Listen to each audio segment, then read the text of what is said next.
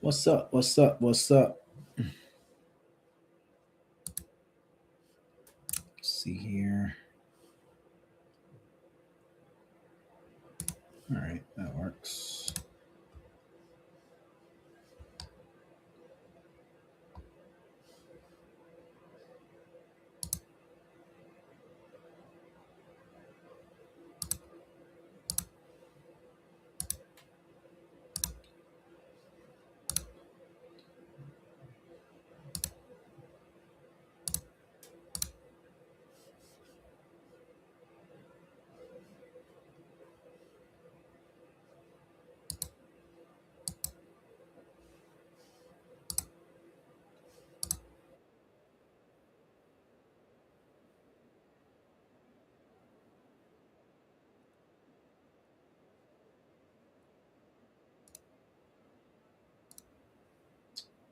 Oh, shit. There we go.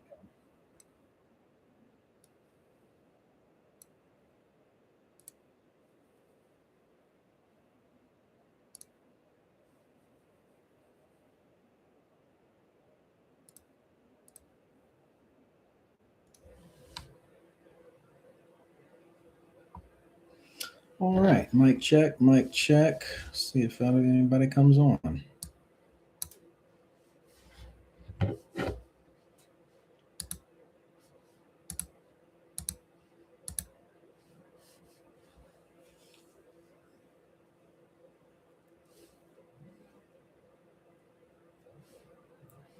What's up, everybody? YouTube, can you hear me?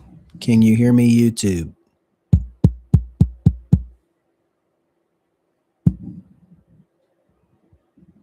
Mic check, mic check.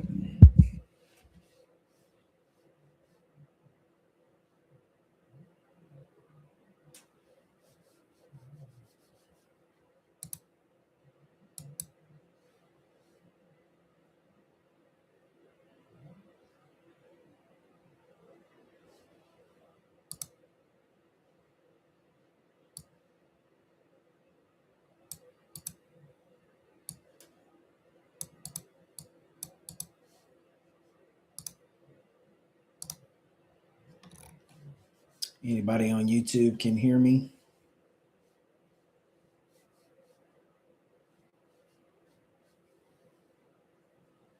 Mic check, mic check.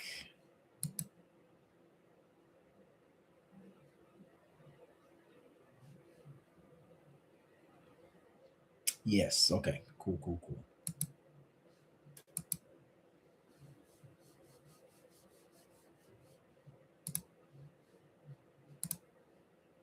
Let's see here. I'm gonna pull up the Magna Carta.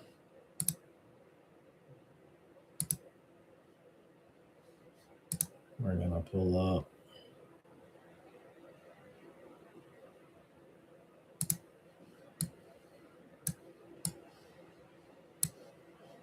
the Constitution, Bill of Rights.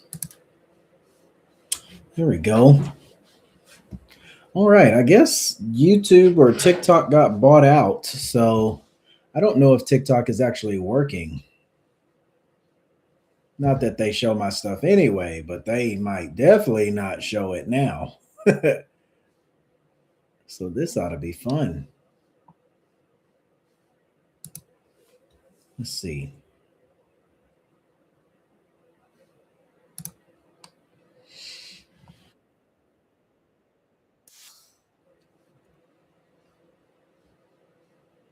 Okay, it's showing it.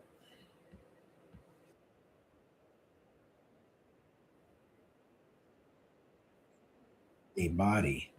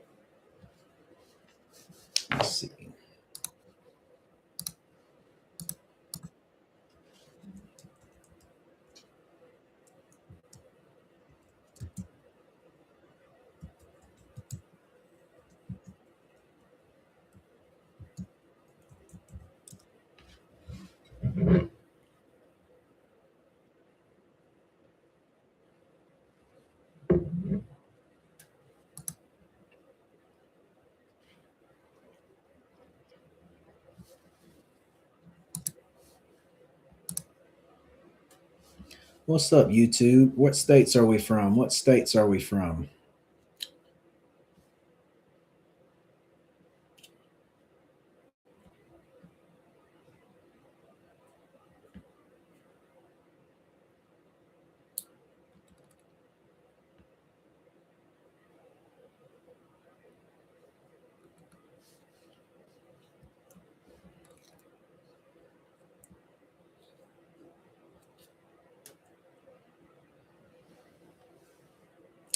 Let's see. Where is my camera?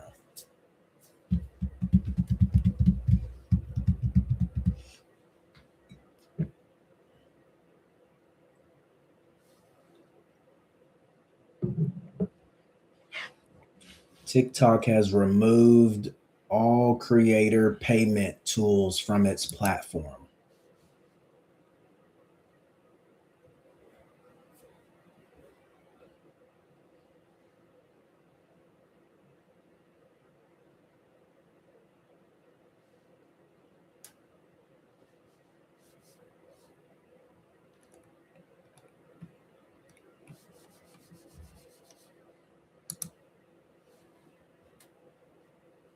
All right, no TikTok today.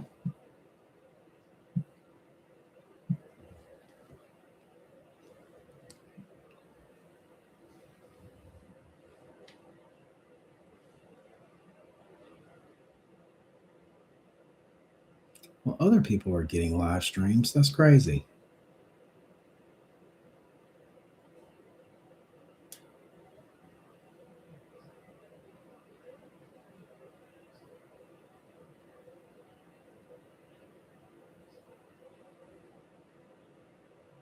Maybe it's just me.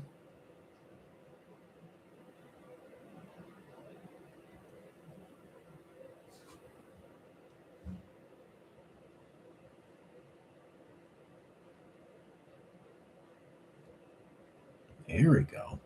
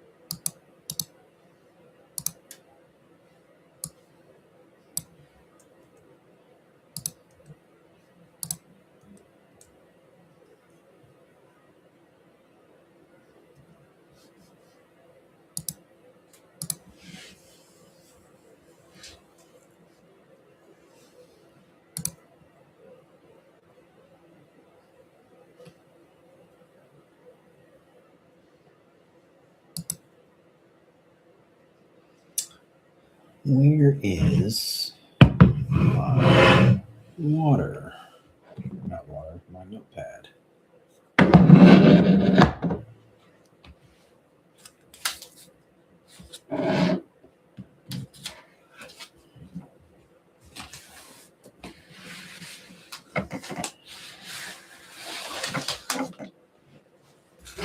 Here's what we're gonna do.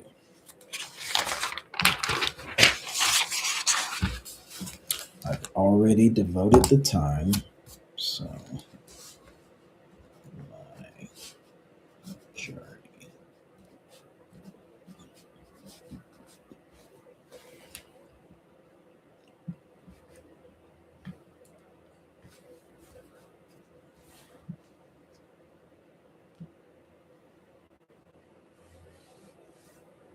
That's actually perfect. What's up, everybody? What's up? What's up? Take some notes here. What's up, everybody? What states are we from? What states are we from?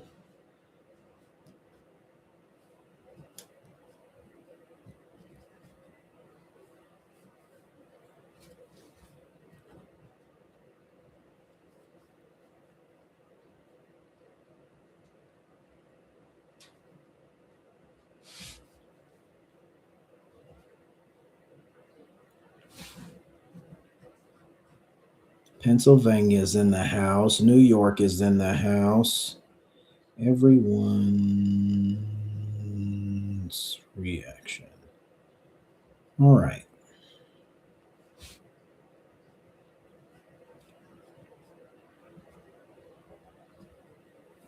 What's up, everybody? What's up? What's up? I'm rewriting some notes because I think tonight I'm just going to go over my journey so that people will have a healthy understanding of where I'm coming from.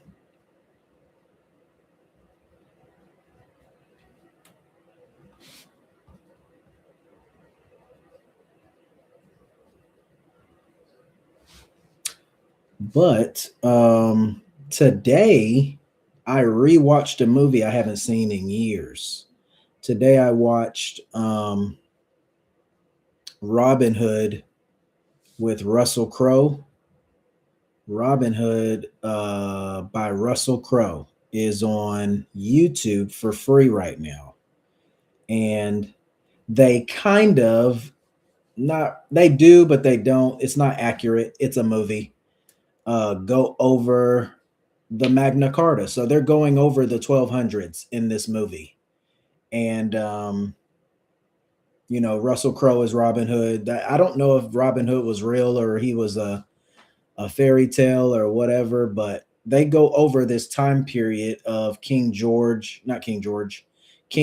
Lackland, who was forced to sign the Magna Carta. And obviously, outside of the major events, the time period is pretty accurate. So I think that's important. If you want to kind of get a look at, like, all right, well, what was surrounding the times of the Magna Carta? That movie is free on YouTube right now, and that will help paint a great picture of why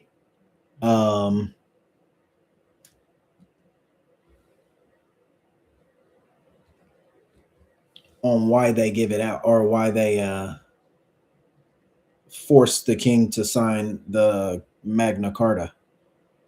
Again, it's not accurate, but it's a pretty good mental picture.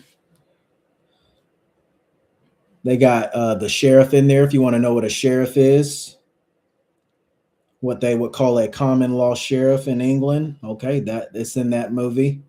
They got who else was in there?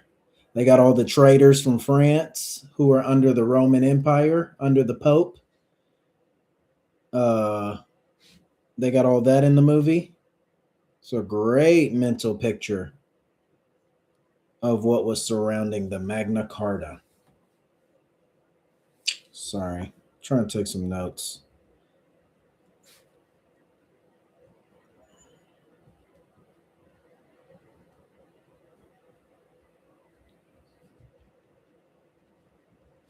All right.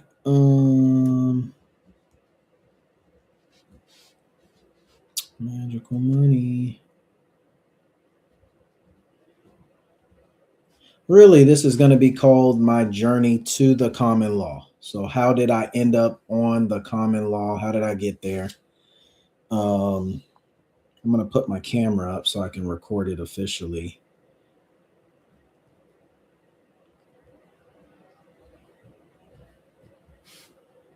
On gold. All right. My journey on gold. Ron Paul Alexander Hamilton.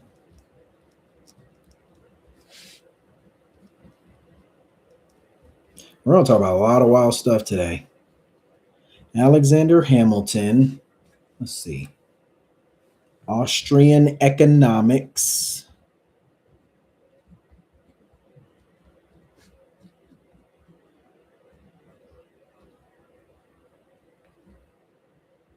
All right, let's see what's next. Then we're going to talk about Robert Kiyosaki. Robert Kiyosaki.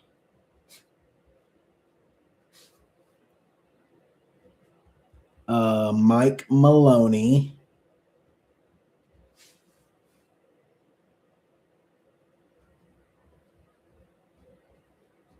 And Jim Rickards.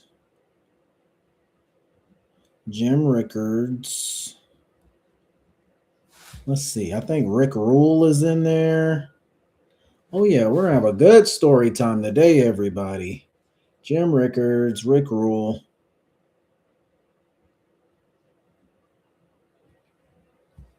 Yada, yada, yada. Peter Schiff.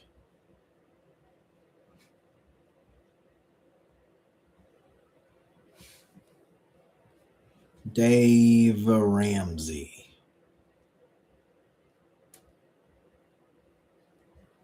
All right, what's next? The Civil War.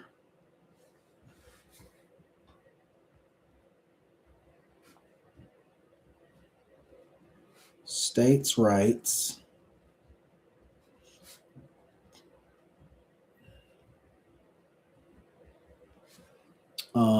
Social Security cards.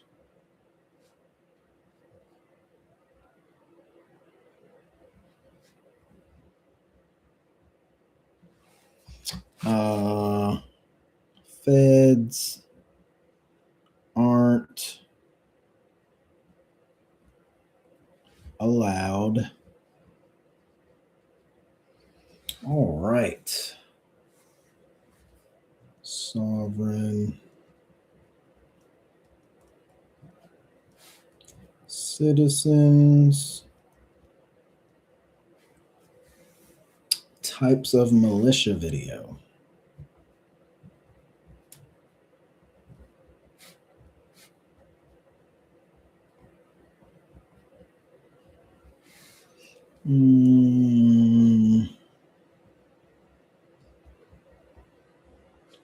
All right. Then we're going to talk about the Civil War again.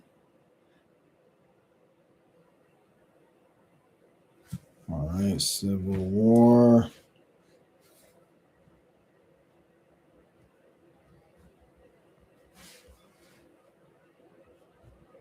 Feds invade the states.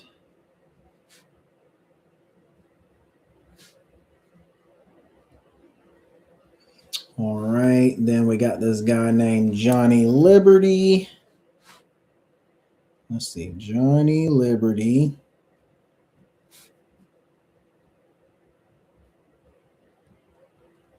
Johnny Liberty. Jordan Maxwell.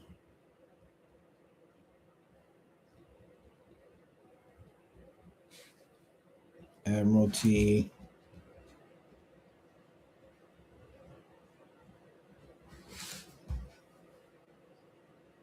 Law plus philosophy. Philosophy. All right, what's after that? Then we got the courts. Then we started learning about the courts. Case law. Common law. Case law. Common law.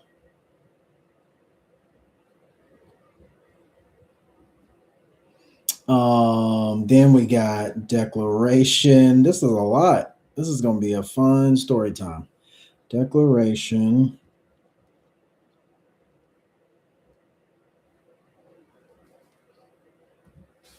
Independence. Hillsdale.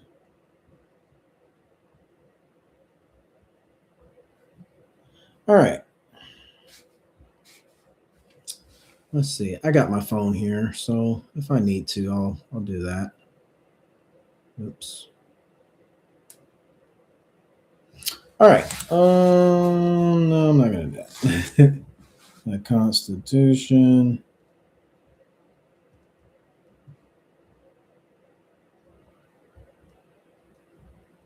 How cold is it where y'all are at? It's gotta be crazy cold right now. It's cold where I'm at, and I'm in the South. Articles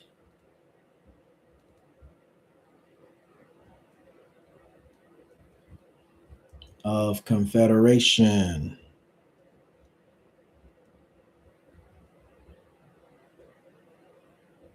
Yeah, Articles of Confederation.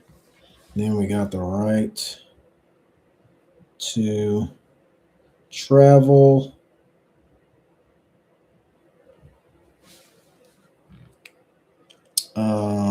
MCO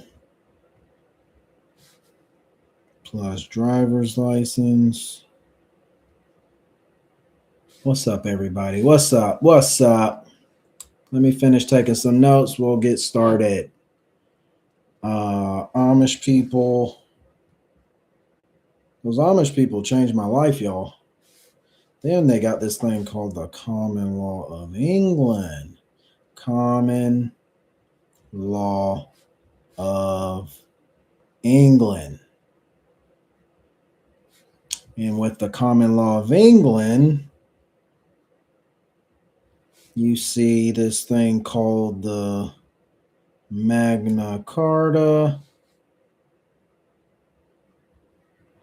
Declaration of Independence. What's up, everybody? What's up? What's up? What's up? About to get started. About to get started. Declaration of Independence. And then you got this thing called the Constitution. They don't talk about that no more. Constitution. Then you see case law and the Bible and commerce. Let's see here. Then you got sovereign immunity.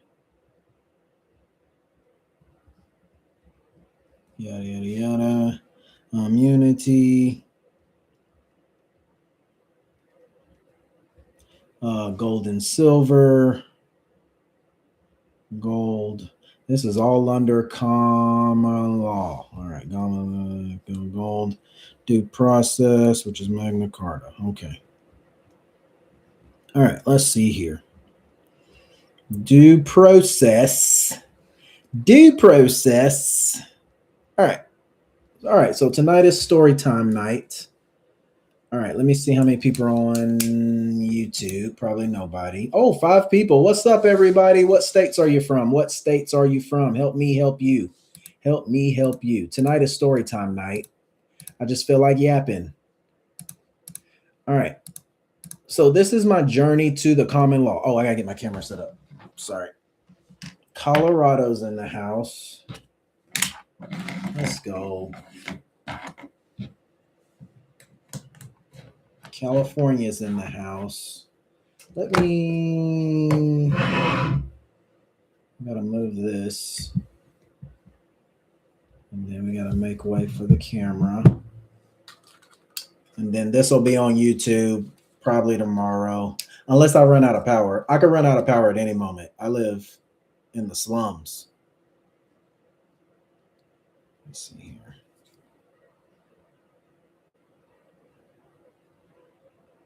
White balance. That looks horrible. Yeah, it looks bad. That looks bad. That looks bad. But it could just be me. We need to go down. Sorry.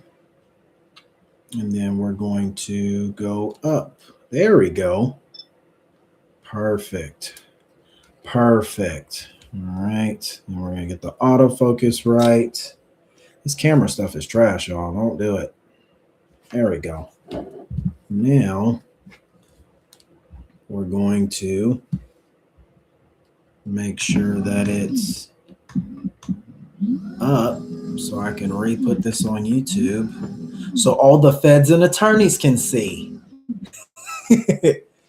All right. I don't like that white balance. Let's try. Ah, there we go. Well, that's not. No, that's not good either. There we go. All right. And then let's turn it to the camera mode. Oh yeah, we're in there. What's up, everybody? And we're gonna hit play. Oh, I actually gotta, let's see. Make sure the camera doesn't die. So YouTube, if you can't hear this eventually when they start hitting the censor buttons, just it'll be on YouTube later. It'll be on YouTube as a video later. All right. So this is story time. This is going to be my journey to the common law, how I got here. All right. So I've made this video a bunch of times. I keep deleting and remaking videos and deleting and remaking videos, but here we are again. So this is essentially my story, how I became super magnum sovereign citizen #1, whatever they want to call it. All right. So once upon a time, I had my wallet stolen. And as a result of having your wallet stolen, you have to go get all of your fake legal fictions all over again. Right. So, what was fascinating in the start of this story is that I found the guy who stole my wallet. I found him. I found him in multiple places, but not in person. So, my wallet, obviously the debit card started being used, and a dude got a haircut. He tried to go to McDonald's. He tried to go everywhere, y'all. And so I went to the barber shop. I went to the McDonald's.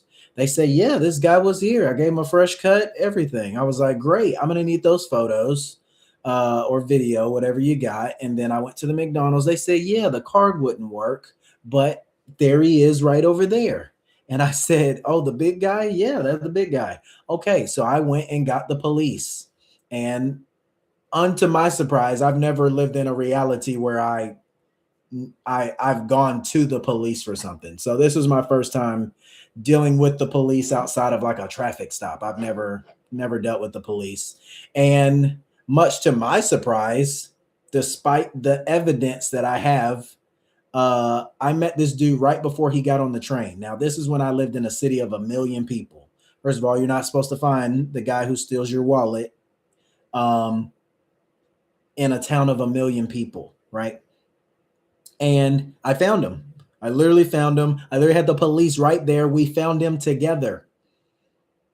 And I showed the cop the potential evidence of my bank statements that, hey, this guy went to the barber shop. This guy went to the McDonald's. The McDonald's is across the street. They can verify and tell you that this dude tried to use my card to get a cheeseburger.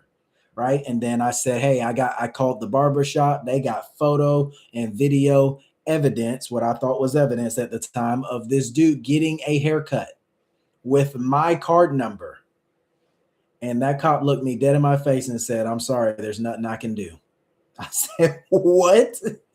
And that dude literally got on the train, and I never saw him again, and he never got arrested or penalized for anything. So that was the first time, hypothetically, that the system had let me down, right? So obviously I'm like, well, what is your purpose in being a cop if like you're not going to do your job?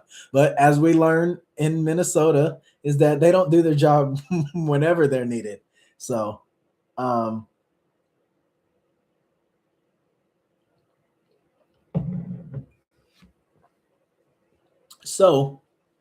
I did whatever good US citizen did, and I went and got all of my legal fictions again. I had to go to the DMV, I had to go to the passport agency, I had to go to the Social Security Administration, right?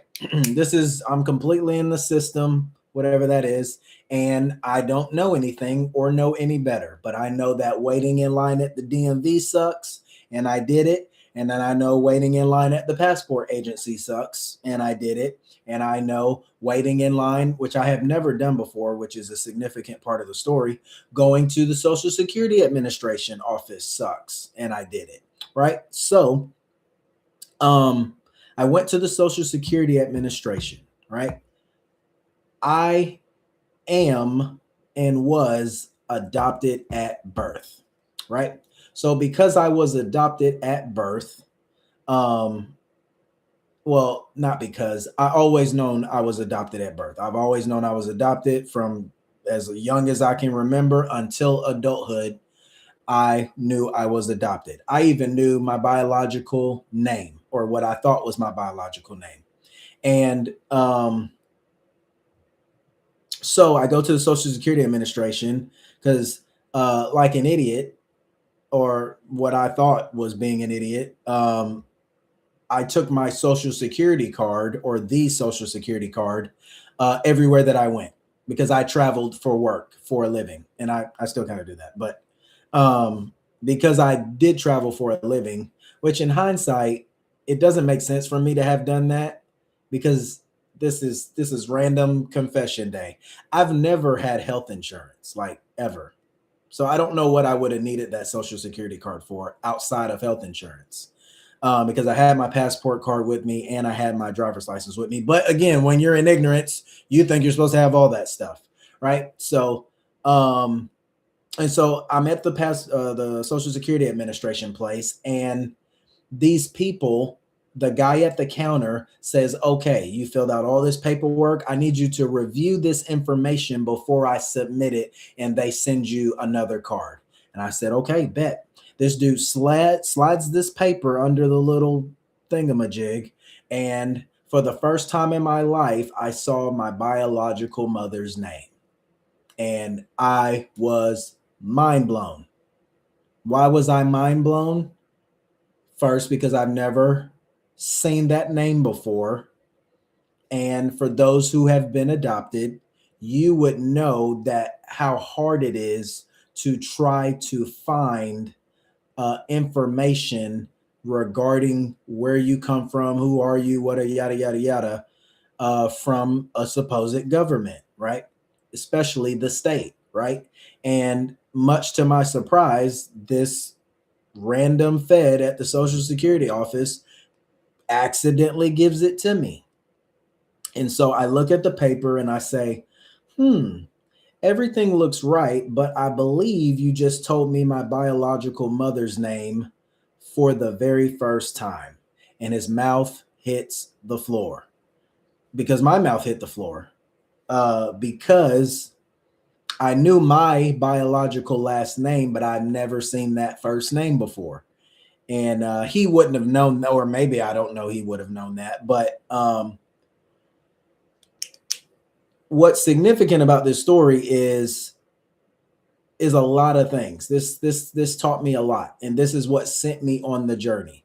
First of all, again, you're not supposed to take a Social Security card everywhere that you go, because that would be, to the system, that's not a good thing to do. You're supposed to keep it in a safe place.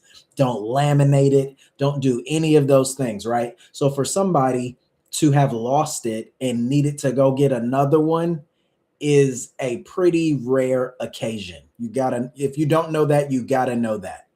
Every grandma, every mother, every father will tell you, hey, just keep it in a safe place, don't lose it, yada, yada, yada. Don't laminate it. Okay. And that when I lost my wallet, I had that same Social Security card my entire life. It was crappy. I'm sure it was barely legible. Right. And so you're not supposed to lose the Social Security card ever. To them, to the system, you're not supposed to lose it. And you're definitely not supposed to go back and be shown information that would otherwise be held from you regarding things that this supposed state has kept from you, right? So if you're adopted, I already said this. Okay, well, I've been going to the state that I was born in for years, or what I thought was the state, for years, and they wouldn't give me any information. I went to the hospital I was born at. I went to the records, the county, and all of well, I exhausted every resource I knew to exhaust, and they magically could not give me any information, or they magically did not have any information. And so I lose my wallet and I have to go get a social security card again, or I think I have to get a social security card again. And this dude on accident gives me supposed or alleged secret information. So I sit in the car after that interaction for about an hour because my mind's been blown. Because for the first time in my life, I know something that I never known before, ever. Right. And so I call people that I know. I tell 4 groups of people this interaction. I tell my closest friends and family. And I got the exact same answer or the exact same reaction from all 4 different groups of people who do not know each other. Every group of people I told this story to did not know each other, and they all said the exact same thing. So I told the first group, I said, hey, I think I just found my biological mother's name. And they all asked, wow, how did you find that out? I tell them the story and they say, or they don't say, they say, wow, I don't think he was supposed to do that. And I said, you know what? That might be true. I have no clue, but it, you know, and that was the reaction that they gave me. I tell the next group of people. So I tell my closest friends and family. Now I tell my coworkers. And I'm like, hey, y'all, I think I found my biological mother's name for the first time.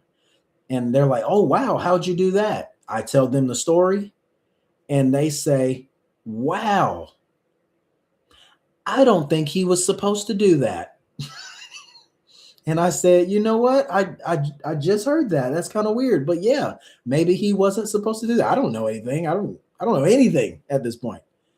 And so I tell the next group of people, and you wouldn't believe it, but they told me the exact same. I'm talking about from a group chat to a phone call to a whatever to a physical interaction.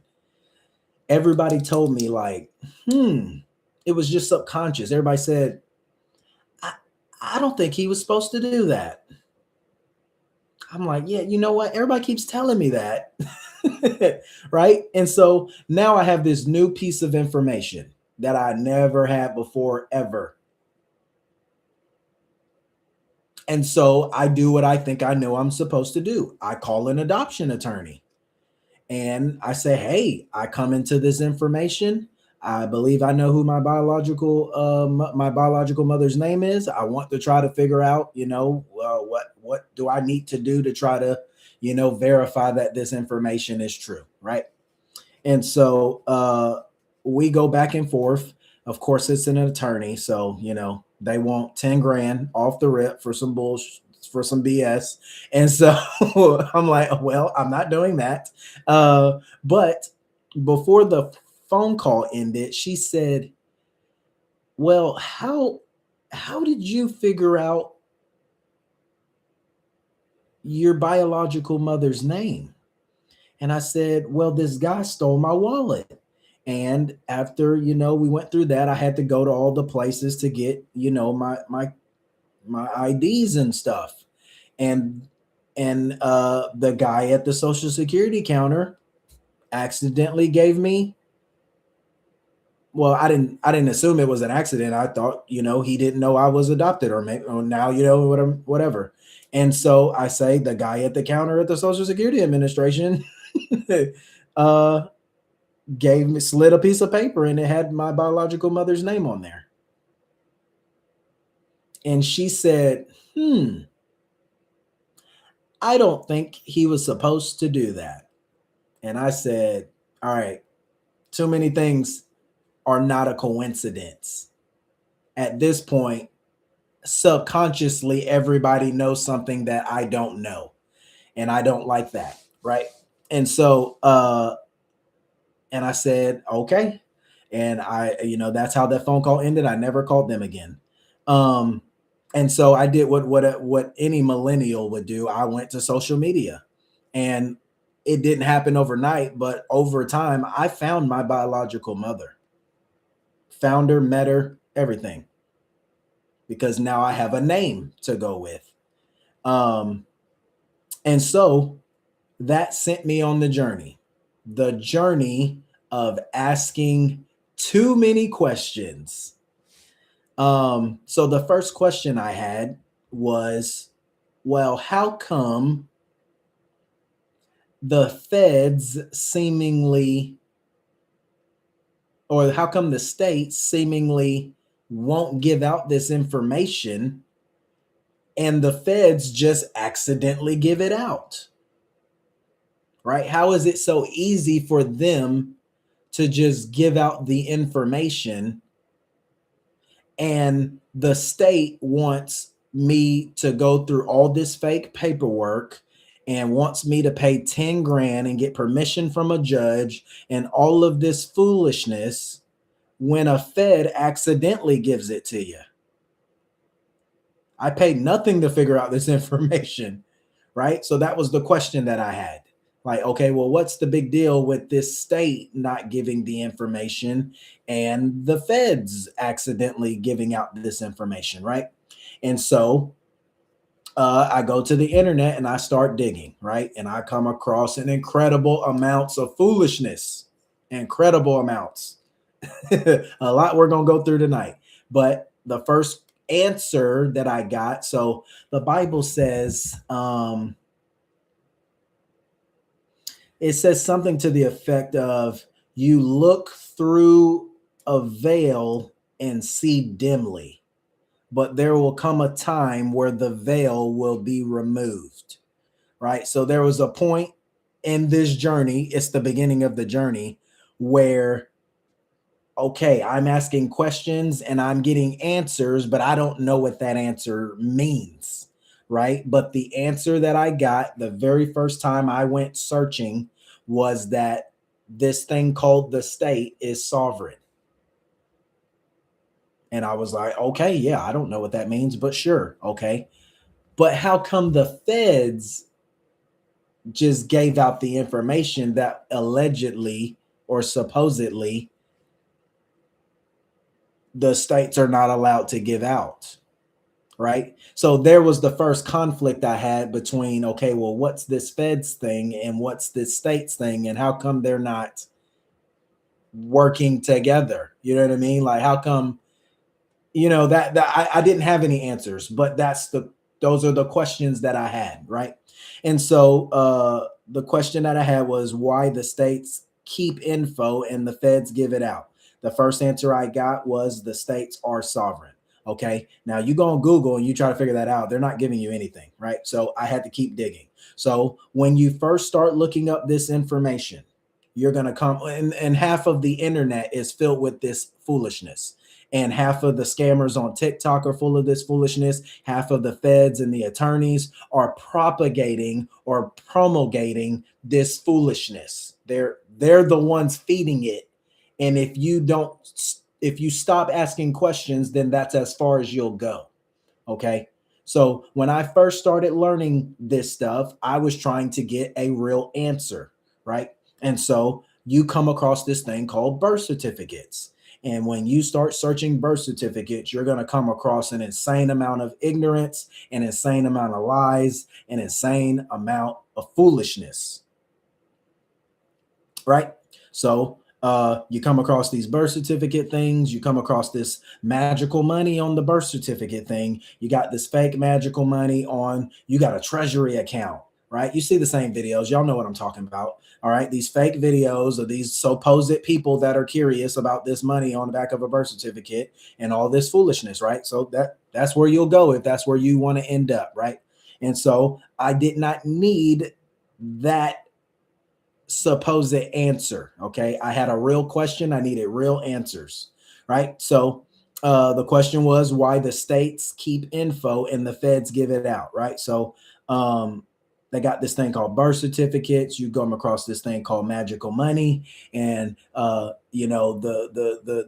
you got a trust account and you got magical money, and your bills are already paid for, and all you got to do is figure out how to access these accounts and yada yada yada. Okay, well I don't need none of those things. And I'm going to tell you why I didn't need one of those things and why I could keep looking past the fake answers that I got. All right. So this is just my story. Right. So this is when I was confronted through the internet about this thing called magical money on the back of the birth certificate or whatever. You got the red numbers on the social security card, you got the red numbers on the birth certificate, you got the red numbers on the Federal Reserve notes, you got the red numbers, and you got to figure out the accounts and try to just contact the Federal Reserve by themselves or write them and 1099A and CID this and discharge that, all of that, right? All of that. Okay, well, long before I knew any of this stuff and before I had my wallet stolen, I was already introduced to a thing called gold and silver. I was already introduced to it. I was already indoctrinated by it. There was nothing you could do or present to me that would convince me I need fake pieces of paper that come from a fake birth certificate. Okay. There is nothing you could have done or said or shown me to convince me I wanted that. If they weren't giving out gold and silver, right, which all the feds and the scammers and the attorneys, they'll tell you. Oh, they'll say, oh, well, the president gave an executive order and there's no more gold and silver anymore. Really? I beg to differ. Right? So I didn't need to be convinced that there was free money coming from the government because I knew that wasn't going to happen. And so my journey to gold is very significant, and you should know why. All right. So when did I? This was like late 19. I'm in my 30s now. This was late 19, um, late teens up into the early 20s. I saw a random YouTube video of this fat black guy, and he had a video. I never clicked on it. Right? But it said something to the effect of how rich people stay wealthy, or and so how, like, it was something to the effect like how rich people don't keep their money in the bank. That's what it was. Rich people don't keep their money in the bank. So I was like, oh, bet rich people don't keep their money in the bank. I don't know what that means, but yeah, whatever. I never clicked on that video. Right. So, but one day I started watching a video, and that video said, well, it wasn't the same video, but the video I watched was to the effect of, well, rich people don't keep their money in the bank, but they keep it in what they call commodities and different things like that. So they don't keep it in, Federal Reserve notes, but they'll keep it in this thing called gold or silver, or they'll keep it in stocks and investments and rental portfolios because, something to the effect of, well, they print the money. So if you want to stay above what they print, then you're going to have to put it in something valuable. Right. So I learned that in my late teens, early 20s. I didn't have none of it, but I was learning it. Right. So I was curious. And so because I had already started that journey, boom. So I knew where I had a good foundation. Okay, well, you don't want paper because they get to print it. So there's no way I get to this thing called the magical birth certificate with magical money on the other side of it. And I would want that, right? So in my not my early teens, my late teens, early 20s, I worked at a Chick-fil-A in college, right? I had a friend there. We were friends. I moved to another city. My friend had a brother who I didn't know at the time campaigned with a guy named Ron Paul. All right. At the time, I didn't know who a Ron Paul was. All right. So this guy campaigned with a guy named Ron Paul, helped him, whatever. And when I moved to this city, this was years after the campaign, my friend said, hey, my brother's going to be in your city. He wants to, hang out or whatever. I said, bet. Give me his number or vice versa, and we'll make it happen. All right. So I link up, or he sends me an invitation to this, like, I didn't know it at the time. I didn't know what none of this stuff was at the time, but they had this thing called, and they probably still do, libertarians, right? So they got this thing, this dude, my friend's brother was a libertarian. All right. So I didn't know what that meant, but he invited me to come see Ron Paul speak. And I was like, well, I got to work. When I get off of work, maybe, see if I can get off work or whatever. He said, no worries.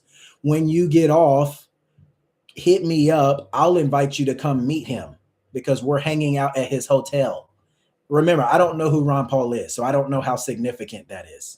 Right. So when I get off work, I go meet Ron Paul like as a young 20-something-year-old. Right. And my friend's brother, who for a short period became my friend, introduced me to this thing called Austrian economics. And that's what he wasn't significant, but this is what Ron Paul was on, right? Austrian economics. None of that is important for the story, but just know I was on that for a while, right? My friend's brother gave me, I won't say his name because he actually is kind of a little famous, but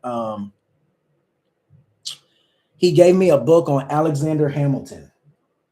It was like a biography on Alexander Hamilton. I believe this is before they made a play or any of that stuff, right? So I'm on Alexander Hamilton, not in a good way, understanding the difference between this thing they call central banking versus Austrian economics. He said, if you want to learn the difference, then start with the enemy's point of view. To them, their political enemy would be Alexander Hamilton.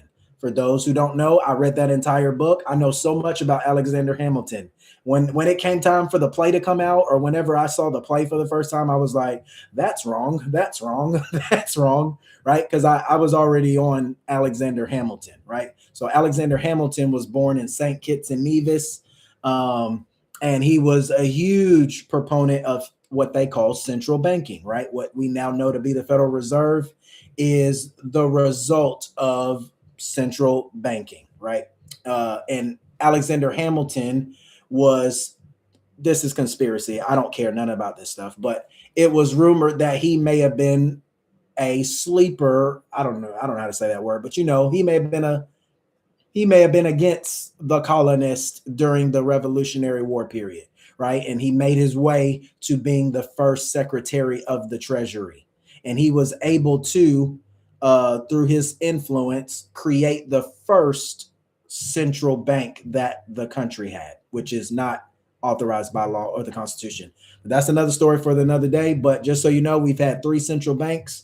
The first one, Alexander Hamilton helped jump off. The second one, Andrew Jackson put an end to. And then the third one is the Federal Reserve, which that story. So, and so I'm already learning this stuff, right? So I learned about Alexander Hamilton. I learned about Austrian economics. I learned about this guy called Rand Paul. I'm fully in, right? So I'm learning the political argument on money, right? Austrian versus central banking and all that.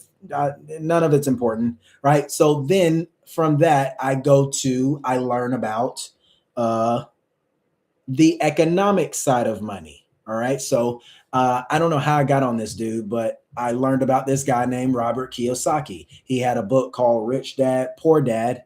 And in that book, I believe he talks about buying gold and silver and how he did it. His first one, I think he was a Marine Corps pilot or something like that. And he went I don't know how old he is, but he's super old. So I think during the Vietnam War, he went and accumulated his first coin of gold. And in that book, he talks about the value of gold and silver. And so I get on Robert Kiyosaki for a season. I buy all of his books. He has a YouTube channel at the time. And one of his videos, he has this guy named Mike Maloney on his videos, right? So Mike Maloney is significant all by himself, right? He is more significant to me than Robert Kiyosaki. He is the economist. He has a YouTube channel today that I still keep up with from time to time. But just a heads up, you can't focus on people who only talk about gold and silver, because the end of the world is always ending to them and they always want you to buy gold and silver, right? So this is very important. So just if you ever get into gold and silver, which it is very important, you'll all the people who sell gold and silver, the people who talk about gold and silver, the world is always ending and you got to get all of the gold and silver right now. It's always the end of the world with them. So just always keep that in your mind. All right, so I'm on Mike Maloney. Mike Maloney has a free book to this day called The Guide to Gold and Silver, right? So I'm all in it. I'm in this book. That book is so good. I bought the audio book to it. And the audio book is him narrating the book that he produced, right? So I'm learning about the economic side of gold and silver, right? So I'm learning about Germany and how gold is measured against pieces of paper. I'm learning about the stock market and how it's measured against gold and silver. I'm learning about the tulip crisis. I'm learning about all of the historical evidence that gold is valuable, and it is the thing that always outpaces pieces of paper. Okay. I know it seems like a long story. It is, but this is very important. Because why is this important? Because when I go through the rest of this stuff and I start encountering all of this, mental gymnastics and mental opposition, and on my search to finding the truth, you'll know, okay, well, I already had a solid background. So when I hear people talking about discharging debt or magical money or equity and credit and all of this foolishness, okay, well, there's nothing that you can present to me that would impress me, because I already had a foundation that I knew what was more valuable than fake pieces of paper, right? Cool. So on this journey, I learned about other people, the Mike Maloney, a guy named Jim Rickards. I buy all of these people's books. I listen to all of them. I devour all of them. If they got an audio book, I listen to the audio book. If they got a physical book, I read these books, right? And a guy named Rick Rule. And then I get on Peter Schiff. And then actually before all of that, I was on Dave Ramsey, and Dave Ramsey was my point in getting out of debt, right? So I'm already got this foundation. No debt. I need gold and silver. Even if I don't have it, or I don't have a lot of it, I needed it. That was my mental. You couldn't convince me of anything else, right? Okay. Next, we get on this thing. So this is my journey. So I'm already convinced of gold and silver, and there's nothing else I would ever want. So now I'm back on this search. How come the feds give out information for free, hypothetically, and the states seemingly gatekeep information? And why is there no seeming communication about what's going on, right? All right, so I end up on this thing called the Civil War. Obviously, we all know what the Civil War is, but I learned that through my supposed research that this thing called the Civil War was over states' rights. And I'm like, cool. I have no clue what that means on any level. I don't know. I don't know what half this stuff means outside of the gold and silver thing. That's all I knew. I didn't know nothing about the states are sovereign. I didn't know nothing about, birth certificates or magical money. None of that. I didn't know none of that. And I didn't care. That wasn't what I needed answer. I knew that wasn't the answer. Something was wrong. There was no reason why 3 or 4 separate groups of people who did not know each other told me the exact same answer, right? It was subconscious. It was their first reaction to hearing something that everybody just subconsciously knew, right? So I get to this thing called the Civil War, and then on this thing called the Civil War, they say after the Civil War, they set up this thing called the Federal Reserve. They get this thing called Social Security cards, and the feds weren't allowed in the states. Okay, so that was another like, okay, well, I keep hearing that. What does that mean? What is that? What are you talking about? That the feds aren't allowed in the states? What does that mean? Right. So the states are sovereign. The feds aren't allowed in the states. I'm like, well, that's crazy, because I see hypothetically, I see feds everywhere. There's a Social Security office on every corner. There's a post office on every corner. There's a military base everywhere. So what do you mean the feds aren't allowed in the states? The feds are in the states. Right. And so along this journey, you got these people called you got the Civil War, states' rights, Social Security cards. The feds aren't allowed in states. Then I come across this thing called sovereign citizens, right? And so I'm looking up these people called sovereign citizens, and they think they don't have to obey laws, and they say they don't have to pay taxes, and they don't need driver's licenses and car registration and all this stuff. And I'm like, I don't know. I don't know. These people look crazy to me. I don't know. They keep getting pulled out of cars and getting their windows busted out. I don't know. They ain't got nothing to do with me. I don't have driver's license issues. I didn't have tax issues. I didn't have I need money tomorrow issues. I didn't have no debts that needed to be discharged. So none of that stuff was like the answer to me. All right. So I still wasn't there. And what's sad, and I'm not shaming or anybody who's trying to get real answers, but there's a point where people stop asking questions. Some people say, okay, well, that's enough. I need to focus on that. And it leads nowhere. That's the real problem, right? And so, all right, so I get past this thing called sovereign citizens, right? Whatever they are, yada, yada, yada. Conspiracy theorists, right? That's who they are. They think they don't have to obey laws. Okay, I believe they don't have, I think they don't have to obey laws either. All right, whatever they are. Right? So, there was a huge shift. I found this video one time, and I don't know if I could find it today because I didn't know to compile information. I didn't know I needed to save things that were important when I was on my journey to finding out this stuff. Now I save everything. For those who are on the Patreon, you know. And I came across this video. Maybe I could find it one day, or maybe it's easily to find. I don't know. But this guy, he has a video on the internet, and he explains the different types of militaries in the country. Okay. I don't know how I found this dude's video, but I came across this dude's video.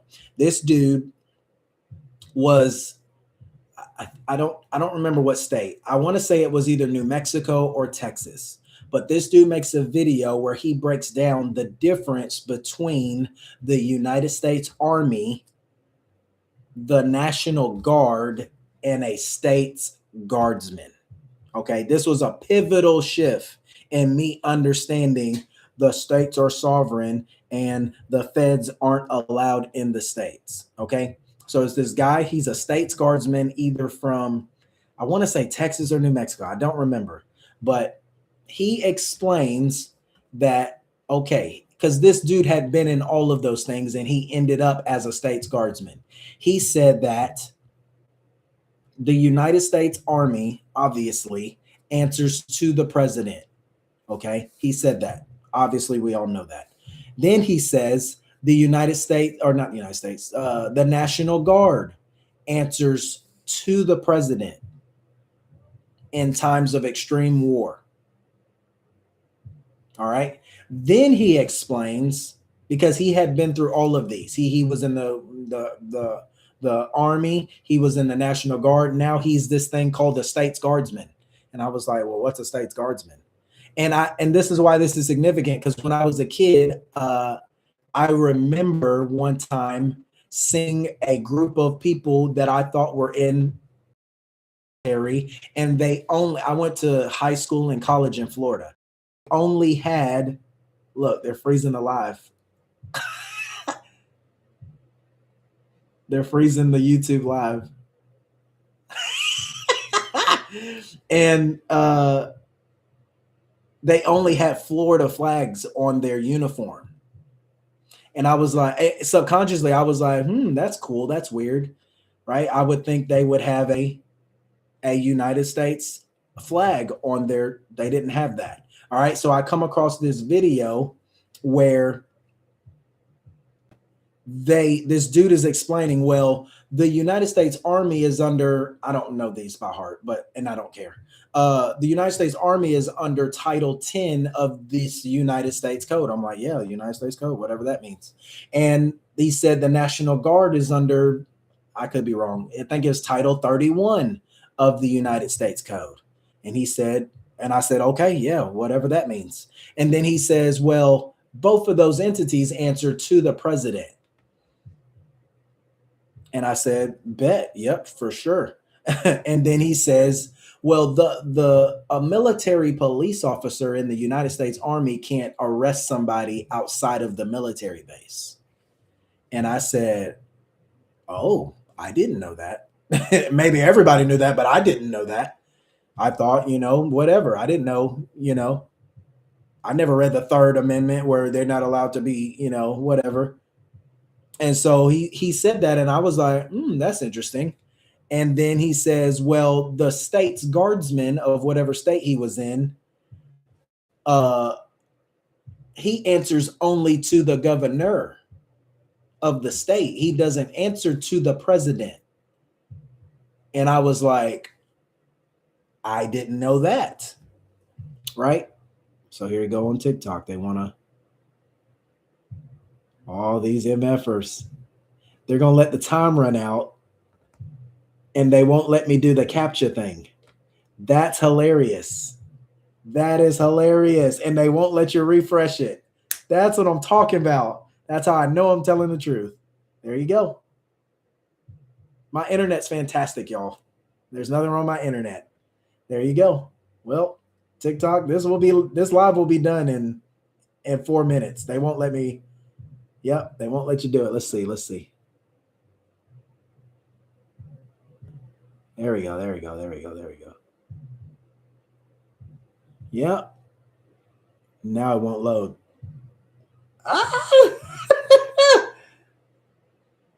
There we go. All right. Yeah. I got the Fed scrambling tonight, boy. I'm putting them to work. Right? And so that's why I have to record this stuff on my actual camera and upload it later, because that one time they wouldn't let me download my live stream from TikTok. And then people tell me on YouTube all the time, well, they can't hear my audio. So it's, this is fun. Right. So this dude explains, well, the state guardsman doesn't answer to the president.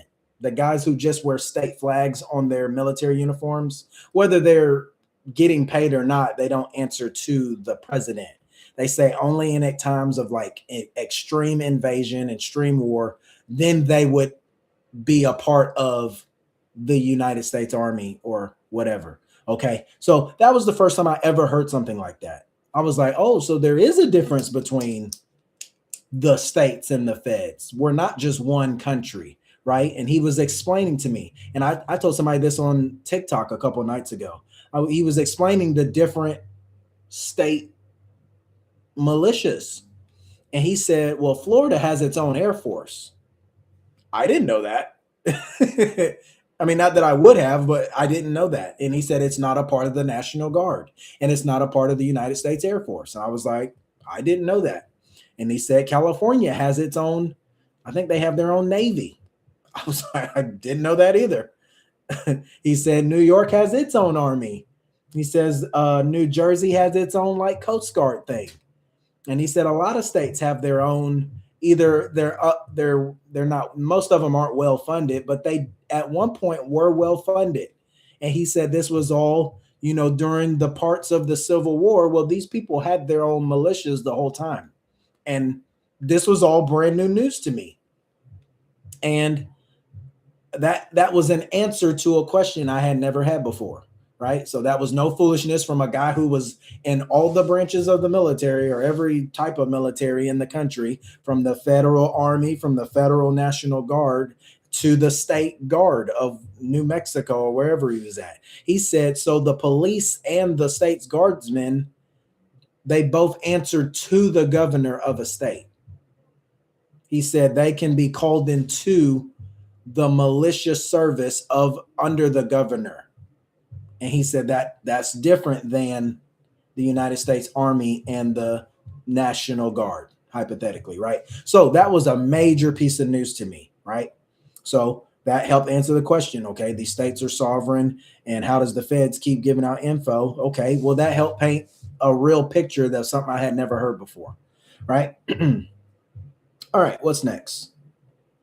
All right, so I keep researching because that's not the answer I'm looking for either, but it's very good information I had never known before, right? So they got different types of militia. I keep in whatever I'm searching to try to figure stuff out, it keeps it leading me back to the Civil War. Whatever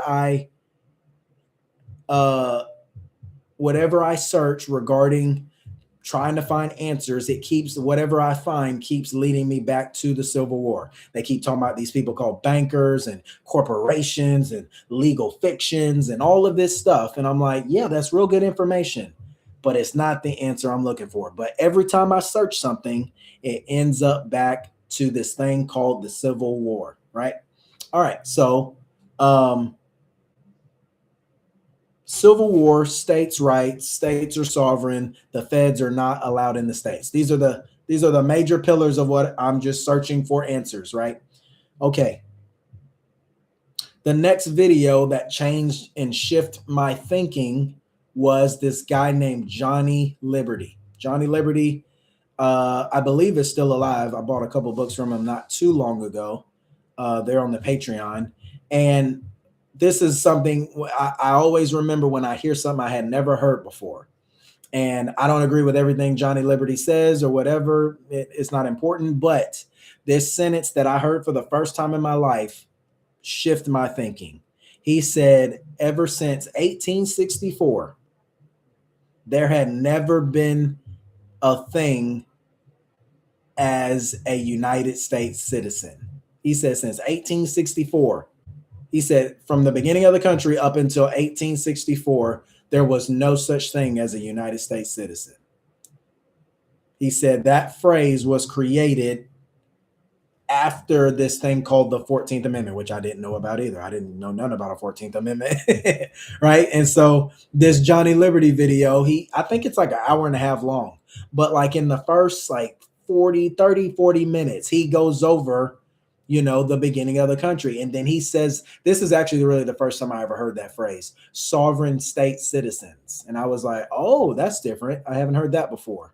So I got this thing. There was no such thing as a United States citizen, but they had these thing called state citizens. And he's saying like, well, George Washington never called himself a United States citizen. He would have called himself a Virginian. And he's going over all this stuff, going over the history. And I'm like, oh, well, that kind of makes sense. And he said that the states were sovereign and they had their own things. And I'm like, okay, well, that kind of paints a picture from the guy in the military saying that, well, each state may have its own different type of militia, depending on, if you're on a coast, then you may have a little Navy or a little Coast Guard, and you may have a little Air Force for certain things, right? But that video from Johnny Liberty helped make that distinction for me that, okay, well, maybe there is something to this, this sovereign state thing.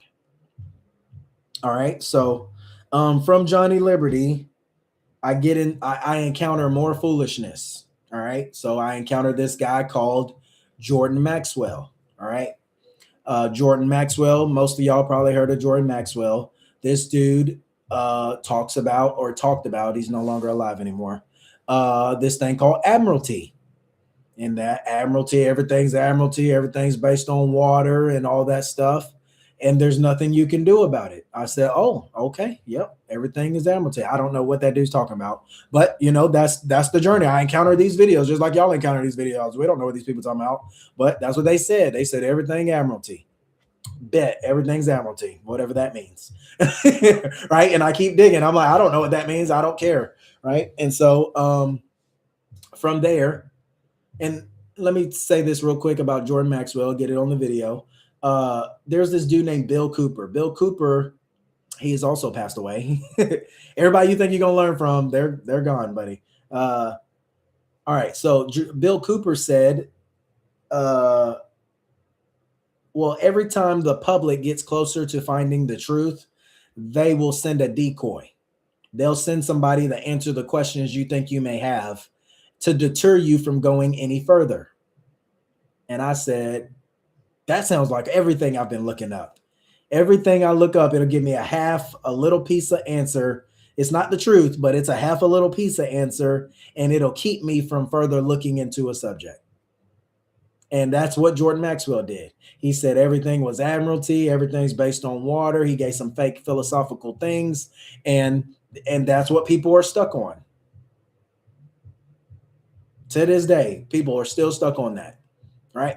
And all right, so that helped make me understand that, okay, well, they put people in front of you who seemingly have all these answers, but they're not really telling you anything of any actual value that you can pursue. Either they don't have that information or they've not been permitted to talk about that information. And so people like Yusuf L or whoever's talking about discharging debts and birth certificates and commerce and equity and all of those things don't answer no questions. They don't get nowhere. Can't nobody prove anything. And they got vague fake screenshots of things that they swear they've accomplished and they ain't did nothing. Right? So that helped me understand, okay, yeah, people lying for real out here. Right? So that was my journey on Jordan Maxwell, but it did get me to seek out this thing called Admiralty, right? So I was on Admiralty for a long time, right? I bought every Admiralty book I knew to buy, and I tried to figure out some stuff. I didn't know what I was reading. I have no clue at the time, right? So I'm like, bet, Admiralty, yeah, whatever that means, right? So I'm on Admiralty, Law, and Philosophy. Once you get onto Admiralty, you're going to end up in the courts, right? You're going to end up on this topic of the courts, right? And this led me back to this sovereign citizen stuff because you see these sovereign citizen videos and they start talking about Admiralty. And I'm like, oh, well, what's this? What are they talking about? Well, they say the courts are Admiralty, the judges are banker, and all of this stuff. And I'm like, I don't know what that means, but yeah, I mean, yeah, whatever they're saying. They say the courts are corrupt because remember, I never had no driver's license issue. I had when I was in college, I got traffic tickets, but like nothing crazy. I've never been in jail or stuff like that. And so I'm like, okay, yeah, well, I don't know what they're talking about because I've never experienced none of that. So I never had tax issues. They talk about all this thing called taxes. I'm like, well, I don't know what they talking about, so I don't know. I've never had tax issues. So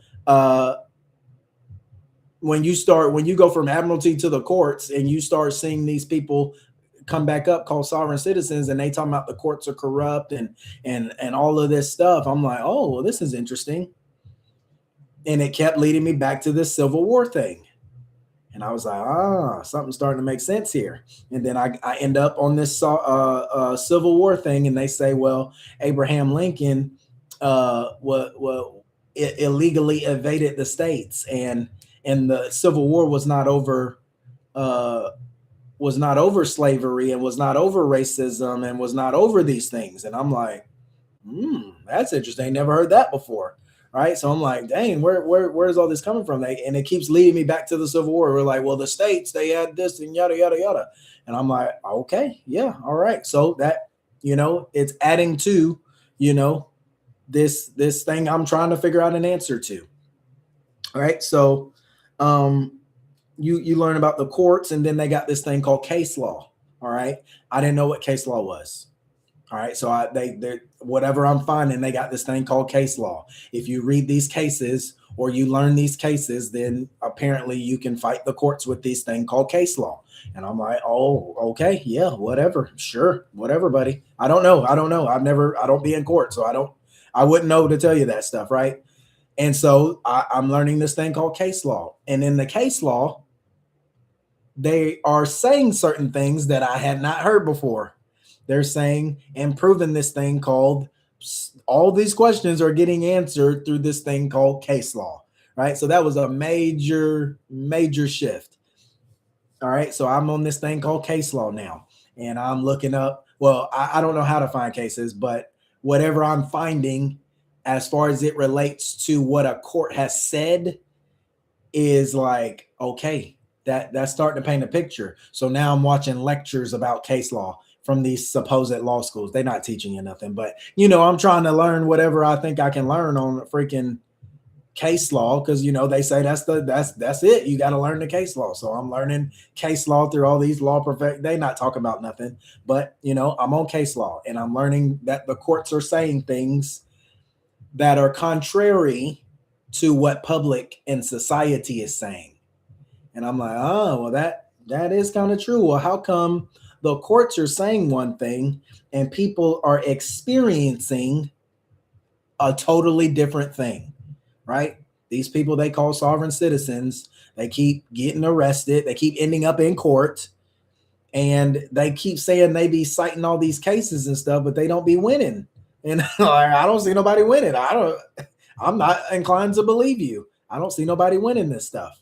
And so, you know, I keep dismissing it. I keep going forward, right? So then they say this thing called case law is a part of the common law. And I said, bet. Sure thing, buddy. Whatever you say. And so I'm on admiralty, I'm on the courts, I'm on case law, I'm on this. Well, I'm not on the common law, but they say this case law is the common law. Any attorney will tell you that. They'll say, oh yeah, the case law is judge made law. So whatever the judge says, yeah, that's the law. Oh, okay, sure thing, buddy. All right. So I'm like, all right, well, now people are telling me you need to start studying the Constitution, because the Constitution is this and the Constitution is that, and the Constitution is this and the Constitution is that. And I said, all right, bet. Sure thing, buddy, whatever you say.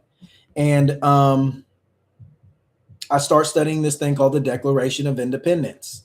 The first major shift that I had concerning the Declaration of Independence is this college called Hillsdale College. I think his name is Larry Arnn. Larry Arnn. A-R-N-N, something like that. Larry Arnn from Hillsdale College. Okay. He has like a 10 or 11-minute video where he is breaking down a couple of sentences out of the Declaration of Independence. And that was the first time I had ever heard, whether I believe he was right or wrong, I had heard anybody speak on the significance of the Declaration of Independence. I had never heard nobody talk about the Declaration of Independence and what it really was about. I don't believe he explained what it really was about, but that was the first time I heard anybody speak on the Declaration of Independence with any significance. He said, well, this is the reason why certain things are in the Constitution. And I said, bet. And he it's like a 10, 11-minute video about the Declaration of Independence. And I'm like, okay, well, I had never heard that stuff before. And that helped me get a picture. He talked about all men being created equal and that the government only exists through the consent of the governed. That was the first time I heard something like that. It was like, well, we're not under a king. He says that in his video. He said, well, we're not under a king. So, and the reason why they would pledge their lives, their liberties, and their fortunes is because the government was not obeying the law. And he said, he's quoting the Declaration of Independence and explaining that, okay, well, whenever a government becomes destructive of these ends, it becomes the right of the people to alter or to abolish it. And he said that's what they were doing. And then he goes into the first accusation of the Declaration of Independence. He says that King George, which I'm gonna be real with you, that's probably the first time I ever heard that dude's name was from that guy. I didn't know nothing about Britain or England or whatever, or the crown, right? He said King George III did not obey his own laws. And he said, you don't get to stay a king where even you don't get to obey the law. And he's going over this like, okay, well, you're not in charge just because you're a king. You're in charge because we give you consent to be the king. Right. So that was a major shift. I had never heard thinking like that. Like, well, he is kind of right. He's like, no, we're all men and women at the end of the day. We're all created equal, whether we choose to stay that way or not. But you calling yourself the government and not obeying the laws is not right. And I said, okay, that's a mental shift that I had. Never thought of it like that. Right. And so I'm like, okay, bet. I'm reading the Declaration of Independence now. I don't know what it's talking about, but I'm reading it now. Right. And so I'm learning about this thing called the Declaration of Independence. And I'm like, beautiful. All right. So next I get on to what I think is the Constitution. Right. Because there's levels to all this stuff. There are people who, and this is no shame. This is no judgment. This is none of that stuff. I'm just telling you my journey. This is how I ended up at the common law of England. right? So I'm on this thing called the Constitution now, right? So I'm on, at first I'm on what I think is the Declaration of Independence. And now I think I'm on the Constitution and what it's about, right? And then I'm going to get into it in a second. And then I'm going to get on the Articles of Confederation and what I think it's about. I'm wrong about all of it. And so I'm on the Declaration of Independence. Now I'm on this thing called the Constitution. And I find this video. What's that dude's name? His name is Michael Badnarik. I don't know how to say his last name, but it's like Michael Badnarik on the Constitution or something like that. All right. So he's got yep, there goes my internet again. This is hilarious.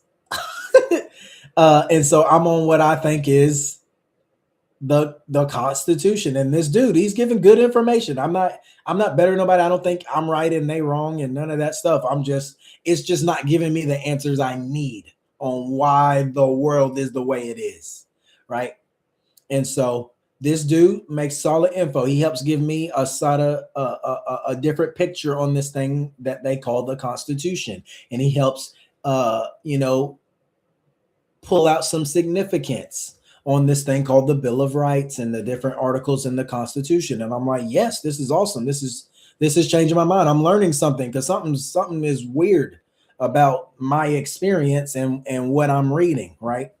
And so I'm on the Constitution. Then they get to this thing called and then I don't know how I end up on these things, but I end up on this thing called the Articles of Confederation. And one of the major things about the Articles of Confederation was because I had never read the Articles of Confederation, they say that the states are sovereign. They say that each state is sovereign. Say it right here. I got it right here.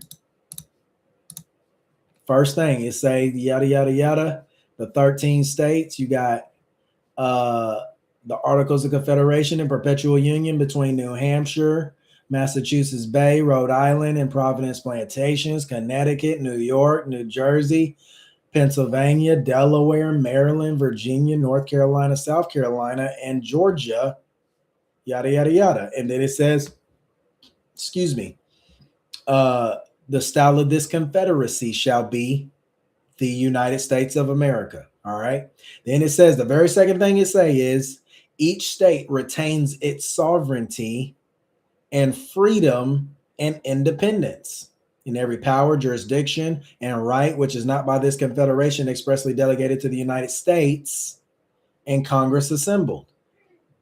And I'm like, okay, bet. They say these things called the states enter into a firm league of friendship with each other for the common defense, yada, yada, yada, yada, yada, yada. They say they got free egress and regress from any other state and all this stuff in the Articles of Confederation. And I'm like, oh, I never read the Articles of Confederation before. I don't know nothing about the Articles of Confederation. They say this technically came out and was written in 1777. It says it in the Articles of Confederation. It says it was written on 1777, and then it was published in 1778. So you got 2 years into the country, they got this thing, they say in the third year of our independence of America. And I'm like, oh, well, that's kind of been the plan from the beginning. And then online, I'm seeing this debate between, well, technically they never got rid of the Articles of Confederation. That was like the first conspiracy that I found. I was like, oh, they never got rid of it. And I'm reading all these little threads and these little creepy websites that say, yeah, you won't find a piece of paper that says they got rid of the Articles of Confederation. They just don't talk about it no more. And I was like, oh, well, that's weird. He said, and then I seen this other thing that said, well, you can't get rid of it because that's the paper that names the country called the Confederacy. This style of confederacy shall be the United States of America. They say, well, you can't get rid of it. That's the name of the country. And so they these are the little blogs that I'm seeing, learning this stuff. I'm like, oh wow, and they proving it. They like, yeah, look, yeah. I'm like, all right, bet the Articles of Confederation. So I'm on the Articles of Confederation for an unnecessary amount of time in my journey because I'm like, well, bet they never got rid of it. So, but then I learned, I'm like, well, there were some reasons to, the states were bankrupt. They were considered sovereign and independent. They didn't have no money because they kept loaning it out and didn't pay nobody back and right? So as a result, they created this thing called the United States Constitution, right? So I was on that for a long time. But they say in this thing, what else? People were telling me about the Northwest Territory Ordinance, and well, they got this thing called the common law there. I'm like, yeah, the common law. Somebody told me about that common law thing, right? And so this I'm just on all this stuff, and I'm like, yeah, I'm on the Declaration, I'm on the Constitution, I'm on the Articles, I'm getting it all done, not learning anything, right? And so then I get on this thing called the right to travel, right? I don't know how I ended up back on this stuff, but I'm finding stuff, and they keep these topics keep popping up. This right to travel thing, this right to travel thing. They got this thing called the driver's license and the state ID, and it creates a contract with a corporation and all this stuff. And I'm like, yeah, whatever, sure, show me whatever you got. I don't know what you're talking about, but and so I learned about this right to travel thing. And one of the biggest things that I learned was this thing called the manufacturer certificate of origin, and that the people who don't have those things can are technically on their car is under a contract. I don't know what that means, but I know that the proof of ownership of a car is this thing called the manufacturer certificate of origin. And I'm like, bet. I learned that. I verified it. I went through all the websites talking about it, seeing what the feds had to say about it, what a state got to say about it, what a manufacturer got to say about it. And they say everybody agrees that is the proof of ownership. And if you don't get that piece of paper, well, then technically you don't own the car. And every time you see somebody who they label a sovereign citizen getting pulled over, getting their car towed, getting all of these things happening to them where they're trying to fight for their rights or whatever, well, it is because they don't actually have that. So they drive around with no driver's licenses. They have no insurance. They also have no money. And then they also have no manufacturer certificate of origin. So all of these things are a recipe for disaster for people who do not know these things, right? So I'm learning these things. And so I learned that this thing called the manufacturer certificate of origin is the missing piece that nobody talks about ever, right? So this is just my journey. This is how I came into all this information, right? And then you got the driver's license things. Okay. So I'm working in the oil field in a place called Ohio. All right. I'm based out of Ohio. This is a specific point in time. I was based out of Ohio for like a fall or something like that. It was a fall. It was right before Thanksgiving. I came up there between like the end of August until like a Thanksgiving. And the job that I did, we went from Ohio because it's like a tri-state area. It's like everything's right there. You got West Virginia, you got Ohio, you got Pennsylvania right there, and it's a little Maryland over there too in some parts too. But this little tri-state area, they got these people called Amish people. All right. So one time I'm in a random part of Ohio. We're in the woods. Like this is in the oil field. They don't just be in town. We be in the woods. We be in the desert somewhere far, far away. Right. Okay. Well, one time I seen these two ladies dressed like Little House on the Prairie and carrying milk buckets. And I was like, what is that? And the dude who was driving, he was like, oh yeah, that's the Amish people. I was like, they're real? He was like, yeah, you didn't see the sign that said, watch out for buggies and stuff. Watch out for buggies. And I'm like, mind blown. I'm mind blown at this point. And so he's telling me all about them. He said, yeah, they walk everywhere, or they got horses and buggies, depending on where you're at. He said some of them, they got a little hip crew. They drive cars and they got stuff, but the ones out here, they don't do none of that. They're real, what he would call religious and stuff like that. And so he's telling me, yeah, they build their own houses.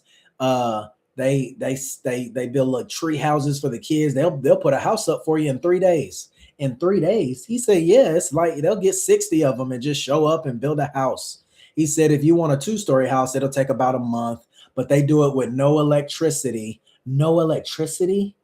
He said, yeah, no electricity, no nails. And I was like, and they survive winters? He said, yeah, they survive yeah, it's about to be winter. These houses have been here forever. And he said, yeah, they grow their own food, they do all this stuff. And that was my introduction. I was like, well, nobody's ever told me about no Amish people. Like, I'm from the South. I never seen no Amish people. I didn't know they were for real. I heard them in comedy shows where people were making fun of this group of people called Amish people. I didn't know what Amish people were, right? So I'm up there for like 3 or 4 months, and I keep seeing them. They're everywhere because now I'm paying attention, and I'm mesmerized every time I see them. I seen a dude at a gas station. He's got this crazy beard with this weird hat, and they got all the little get up on, and I'm like, and they're like, yeah, they'll catch a ride anywhere. They don't have cars. They walk, or they hitch rides, or they, whatever, or they'll have people deliver stuff to them. And I said, this is crazy. This is so crazy. Like, one time we were leaving, the sun was going down, and you know how the sun goes down, it had just went away, and it's like a purple and pink sky, and then it's like black below. Okay, well, we're leaving this like crazy like mountain hill, trying to get back onto the interstate because there's no lights where we're at, because we just finished a job. We're trying to get up out of there before the sun and the daylight is completely gone. Okay, well, we're flying, and all of a sudden I see this little tiny light, and I'm like, I think I should slow down. And no lie, I slow down, and as I get closer to this tiny light, it's a horse and buggy. And I said, ain't no way. These freaking Amish people, they don't have no light because they don't do electricity. The government tried to make them put on a light, so they put on this little tiny light that you cannot see it. You cannot see it. And so I'm learning about these Amish people, and I'm like, this is crazy, y'all. This is crazy. And I came to the conclusion, okay, well, somebody's lying to me, because they were telling me, yeah, these people don't pay tax. They don't do none of that stuff. And I was like, what? I'm like being mind blown by these people. And then one time I meet them, I went to this thing called, y'all probably know. Yeah, I went to a Steak and Shake in Ohio one time. And these Amish people walked into the Steak and Shake, and I was walking in, and I asked them, I was like, hey, do y'all have like birth certificates or social security cards? I don't mean to be weird about it, but like, I just wanted to know. And they got these little German accents, and they said no. And I said, all right, well, nice to meet you. And that was it. And then I met another one at a gas station, and I asked him, and I was like, well, do y'all have like birth certificates and like social security cards? And the dude was like, no, I don't have none of that. And I was like, oh, all right, bet. Somebody lying to me now. Somebody's definitely lying to me. All right. And then one time, I seen these people for like 3 or 4 months, right? One time we passed this house in the middle of the woods, and there's like 30 Amish people sitting on like tree stumps in the front yard. And they're doing nothing. They're chilling, they're laughing, they're eating like straws of hay. And I'm like, okay, well, this is crazy. You mean to tell me these people don't pay taxes? They don't have cars. They do everything themselves. Something's wrong here with somebody. Something's wrong. How come we not living like this? Right? How come I'm at work right now and they not at work? You know what I mean? Like, yeah, they work, but they got to work because they don't eat if they don't work. Like, they got to go, milk the cow or pick the fruit or whatever. You know what I mean? But like, I got to go to work because I have bills to pay. These people don't have no bills. And that changed my life. I said, nope, something's wrong. So I don't remember what happened after that, but I was back in the South, and then I went back up. I went back up to that area. I don't know the time frame anymore, but let's just say hypothetically, I was there in the fall.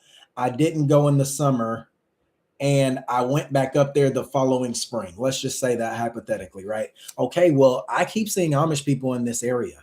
The West Virginia, the Pennsylvania, the Ohio, these Amish people are everywhere because I'm noticing them, right? They're not everywhere, but in my mind, they're everywhere now. That's all I want to see is these things called Amish people. And so I keep seeing them. I see them here, I see them there, yada yada yada, right? And so that was a major shift. And then, okay, on my research, it keeps leading me back to this thing called the Civil War, right? And everything that I'm seeing about the Civil War is, well, after the Civil War, they brought in these things called corporations. All of these bankers, they set up all this thing called commerce and yada, yada, yada. And they got this thing called the Industrial Revolution, and they got all this stuff. And then as a result, we are kind of living in that reality of because the states lost this thing called the Civil War. Well, the feds, because they're a corporation, I'm learning that too, that this thing called the corporation, and these birth certificates and these social security, they all connect to it. And if you have these things, then you are connected to this thing called the corporation, and it creates a magical US citizen and yada yada yada yada. You see all this stuff, right? So that I learned that was the result of the Civil War. And prior to the Civil War, they didn't have none of that stuff. And the only picture that I can see of what life looked like before the Civil War are those Amish people. And I'm like, okay. So I start researching these Amish people. I'm like, well, some ain't right. And then they say, okay, well, they were a part of these religious groups. They were the Anabaptists at one time. They were the Quakers at one time. In England, they were a part of the group of, I think his name is John Locke and all these people. And they were in different parts. They were in Germany. They were in England. And these people called Amish, or whatever they were called then, when they were in Germany, they fled Germany because these people called bankers or the Rothschilds were introducing these things called paper, financial paper, essentially. And through this financial paper, you would pledge your children, your whatever, and they would make a sneaky exchange to take away rights. And they say that these people called the Amish people fled that when they came to America. And they are part of the original Pennsylvania crew that William Penn was under. And when William Penn was granted what is now known as Pennsylvania from King Charles II, well, all of those people were a part of William Penn's crew. So all of the people that we know to be Quakers and Anabaptists and all of those, they were fleeing religious persecution in England and in Germany and all of those things. And they came here either before or after the Revolutionary War because they wanted religious freedom. And then up until the time of this thing called the Revolutionary War, they found out that the colonies were fighting these people called the bankers who were introducing paper. All right. And so whether they came before the revolution or after the revolution, these Amish people they came. And by the time you get to the Civil War, they already know what's coming because they fled that. And by the time the Civil War is over and they're introducing all of these things, essentially what the skills and the camaraderie and all of the, I don't know how to say it, the skills and everything they had, they kind of essentially frozen in time. So they never progressed with what is now known as society because they had fled that to get here. And when they started introducing these things called birth certificates and all of this stuff after the Civil War, well, then they knew what their grandparents and their parents had just fled to get here of. And they said, no, we don't want none of that. And so they were here before there was such thing as a county recorder and a county office and a birth certificate and a fake census and all of that stuff. They said they were here before all of that. And they already had their land before all of that. So when they said, oh, well, now you got to go register your property and register all that, they never did none of that. And so you get to this thing called 2026, and these people look what would seem to be old timey and otherworldly. And it is the result of what life looks like outside of commerce. And I learned all that through research. I was like, well, now this Civil War thing is starting to make sense to me. Because if I see this random group of people called Amish people, and they don't have to participate, and they don't participate today in 2026, right? There's no reason, if everything that the internet is saying is so true, that then why are the Amish people not participating? If none of this stuff is seemingly evil, there's nothing inherently wrong about air conditioning or heating or genes or, all of this stuff. But you compare their life and you compare our life. Okay, well, they never needed any of those things because they could produce those things on their own. And I said, that makes sense. So you look at their life, you look at our life. If we're right now tonight, the temperature is going to drop so low that the power may go out. Okay, well, the Amish and I live in the South, right? Well, in Ohio, it's not Miami in Ohio. They do have a Miami in Ohio. Let me say West Virginia. In Pennsylvania, they don't have a Miami. All right, so it's cold there all the time. All right, and they don't have to worry about the power being out because they know how to live through fire and heating and all these other things without the use of paying electronic bills, paying electricity, being on the grid. They don't have to worry about none of that. Tonight, they don't have to worry about none of that. A snowstorm can come today. They'll be all right because they know how to make it without all of this stuff. Right. And so I'm looking at what I'm looking at now in society, and I'm looking at these people called the Amish people. I'm like, somebody lied to me. Something's wrong. Something ain't right. Right. So that's my journey on Amish. And honestly, I don't really know. I just continued my study. I just tried to compile as much information, explain what I was thinking through all this process. And I ended up, somebody at one point when I was on Admiralty, there was like, man, you need to get on this thing called the common law. And I'm like, yeah, I'll get on the common law. Sure thing, buddy. And and I didn't get on it at the time, but when I started getting on the common law, okay, well, now I'm getting the answers of what I'm looking for with this thing called the common law. And don't nobody talk about the common law. And I mean, nobody talks about the common law ever. Right. Well, yeah, I mean, theoretically, all of our, either either in chains or free, everybody lived like that. That's what you would have had to do, right? Everybody, you would have had to known how to clean clothes without a washer machine, how to preserve food without a refrigerator, how to heat yourself without electricity. They didn't have it wasn't no electricity like that, right? So how to make clothes. We don't know how to make clothes. We don't have nothing. We're not prepared for nothing. And so I get on this thing called the common law. And I honestly don't know what really led me there. I think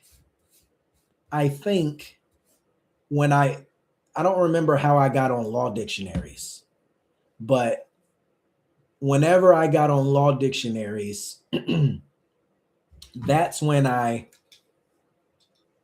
think maybe I just looked up the common law then. I think maybe that's how I learned the common law. Because there's really nobody talking about it. Like, the old dead guys, they're not talking about it. Like nobody's talking about the common law. And so when somebody tells me I need to get on the common law, somebody told me that too. They told me that about, okay, I never looked at the Northwest Territory Ordinance because, and I'm still correct, it applies to territories, right? But they said this thing called the Northwest Territory Ordinance guarantees this thing called the common law. And I was like, okay, yeah, bet, sure thing. I don't know what that means, but yeah. Okay, so I eventually get on this thing called the common law, and it opens up an insane new can of worms because I didn't know everything I thought I knew is truly being redefined now, right? So I look up this thing called the common law, and they say, well, this common law, the first thing you need to know is it's not written law, it's not written down. And I'm like, okay. And they say, well, it's unwritten law. And I'm like, sure, whatever that means. And then they say at the end of the paragraph of whatever law dictionary I had that it is the usages and the customs, particularly the ancient unwritten laws of England. And I said, oh, it's this thing called the usages and the customs, and it's not written down. Bet. Okay. So they say these are the ancient unwritten laws of England. Somewhere in that they told me whatever I was looking up, well, it's a bunch of maxims. You use these maxims. And I was like, sure, yeah, maxims, whatever that is. And I keep digging. And then I come into this thing, they say, well, they really fought the Revolutionary War over this thing called the common law. And I said, nobody told me that before. And they say, yeah, go look up this Thomas Jefferson. And he writes 1 year before the Revolutionary War that that statutes have been passed for extending the courts of admiralty beyond their ancient limits. And I said, oh, nobody told me that before.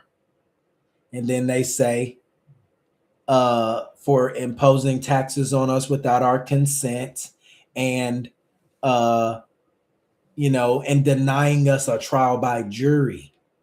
And I say, oh, what's this trial by jury thing? Because I have no clue. They didn't talk about that when I was studying the Declaration of Independence and the Constitution and the Articles of Confederation. They wasn't talking about none of that. And well, they say, yeah, well, that's where the people are the judges. Then they say during the Revolutionary War, if they brought a tax case to the jury, well, the jury would throw it out. Because you couldn't tax them without their consent. And I said, oh, I didn't know that. They didn't tell me that. Nobody told me about that. When I was looking up taxes, they didn't talk about no trial by jury thing. And they say, well, yeah, today they say you can't get a trial by jury in a tax case. I said, well, why wouldn't that be? Well, they say because of this thing called admiralty. And I said, oh, I've been learning this admiralty thing. Yeah, well, they say, well, this admiralty thing, you don't get a trial by jury. It's where the judge is in charge instead of the people. And I said, oh, well, now some things are making sense.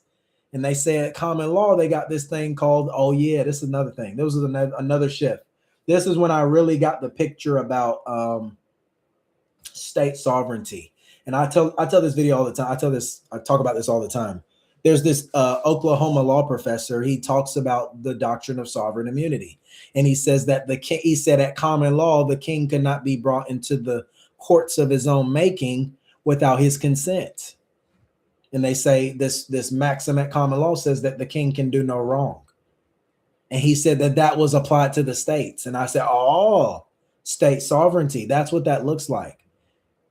Okay, so I go on that tangent. I learn about sovereign immunity and that, okay, well, you don't get sovereignty if you've accepted all of these contracts and all of these fictions, and it binds you to the court and they get to, I said, oh.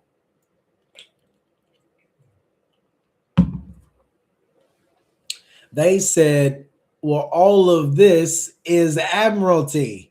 I said, well, that ain't nothing I read in those freaking books. I bought thousands of dollars worth of books and they didn't talk about none of that. And yeah, well, that's because they speak in this thing called the presumption. And they act like everything is real when it's really not real at all. And they say, yeah, this goes all the way back to England. They say in England, the real reason they broke off was because they were being denied a trial by jury where the people get to decide what is lawful and what is lawful. And then they got this thing called the injured party where, well, you really couldn't be bringing people into court where there was no injured party. And the government couldn't claim to be the injured party when its job is to protect you. And I was like, oh, okay. Well, now this is boom, boom, boom. I'm getting it. And okay, so I'm on this common law thing. And they say, yeah, they got this thing, due process. I didn't really know what that was, but they say, yeah, they got this thing called due process where you gotta, they gotta follow the process or whatever. I'm like, okay, yeah, whatever the process. And they got this common law sheriff thing. I was like, oh yeah, the sheriff. Well, they say, really, if it ain't go through the sheriff, it ain't lawful no way. And I was like, oh, I don't know what a sheriff is, but yeah, I mean, I know what a sheriff is, but I don't know what a sheriff is. You know what I mean? And so I'm on this common law thing. And I keep ending back up at this thing called the Declaration of Independence. Because I thought I was on the Declaration of Independence. I thought I had it all figured out. I thought, oh yeah, the Declaration of Independence. Yes. And I had no clue. And I notice people don't admit, well, I don't really think I knew it like I thought I knew it. And people are not humble at all. People are not honest. They are not humble about nothing. And so I get on this common law of England thing, and I'm like, oh, now this makes way more sense. When I look at these people called the Amish people and how they don't have no driver's licenses, they don't have no cars, they don't have no birth certificates, they don't have no social security cards, no social security numbers, they don't fill out no fake pieces of paper. They also don't go around claiming that they're sovereign and shoving it in people's face and making YouTube videos about it. Yeah, you don't even, if you have never been to Pennsylvania or West Virginia or Ohio, you probably wouldn't even know they exist. They don't make, I don't know about no movies about it. Well, that's not true. I do know some movies about it, but well, they don't have no electricity, so they don't have nobody to tell no way. But but they're like, when you look at them, when I seen them with my own eyes, and I look at this thing called the common law of England, and I'm looking at how life looked before the Civil War, and then I look at today, I'm like, oh, okay, this is painting a picture for me now. And then, okay, I forgot this, but this is not important. I was on passports for a long time. I was like, oh yeah, they say you get these passports, they got to do not detain and all that stuff. And I'm like, yeah, sure thing, buddy, whatever. I was on that for a long time, which not that everything's wrong, but everything, what's the word? Everything is futile inside of this thing called the common law, right? Because they want you to keep filling out pieces of paper. And then I keep looking at these Amish people and I don't see them filling out no pieces of paper. You know what I mean? And somebody's gonna come in the comments, well, they got some that drive cars. We know. We don't need you to put that in there. We know they got some people that drive cars. We know that. We're talking about the people in the woods. We're not talking about the people. I seen a dude in Pennsylvania one time. He pulled up in an Audi. He said, air conditioner for me, please. He said, yeah, I don't do that horse and buggy thing. I do horsepower, not horses. And so I'm like, oh, well, this common law of England thing. And they say, yeah, they don't talk about that common law stuff. Yeah, they don't, they don't do that. And then so I start relearning everything in light of this thing called the common law. I swear that dude pulled up in an Audi at the gas station with his beard. He had the same clothes. He wore the same Amish clothes, but he got up out that Audi. He said, yeah. They got air conditioners now. They got Wi-Fi. They got a drive-through. Yeah, I need an Audi. And so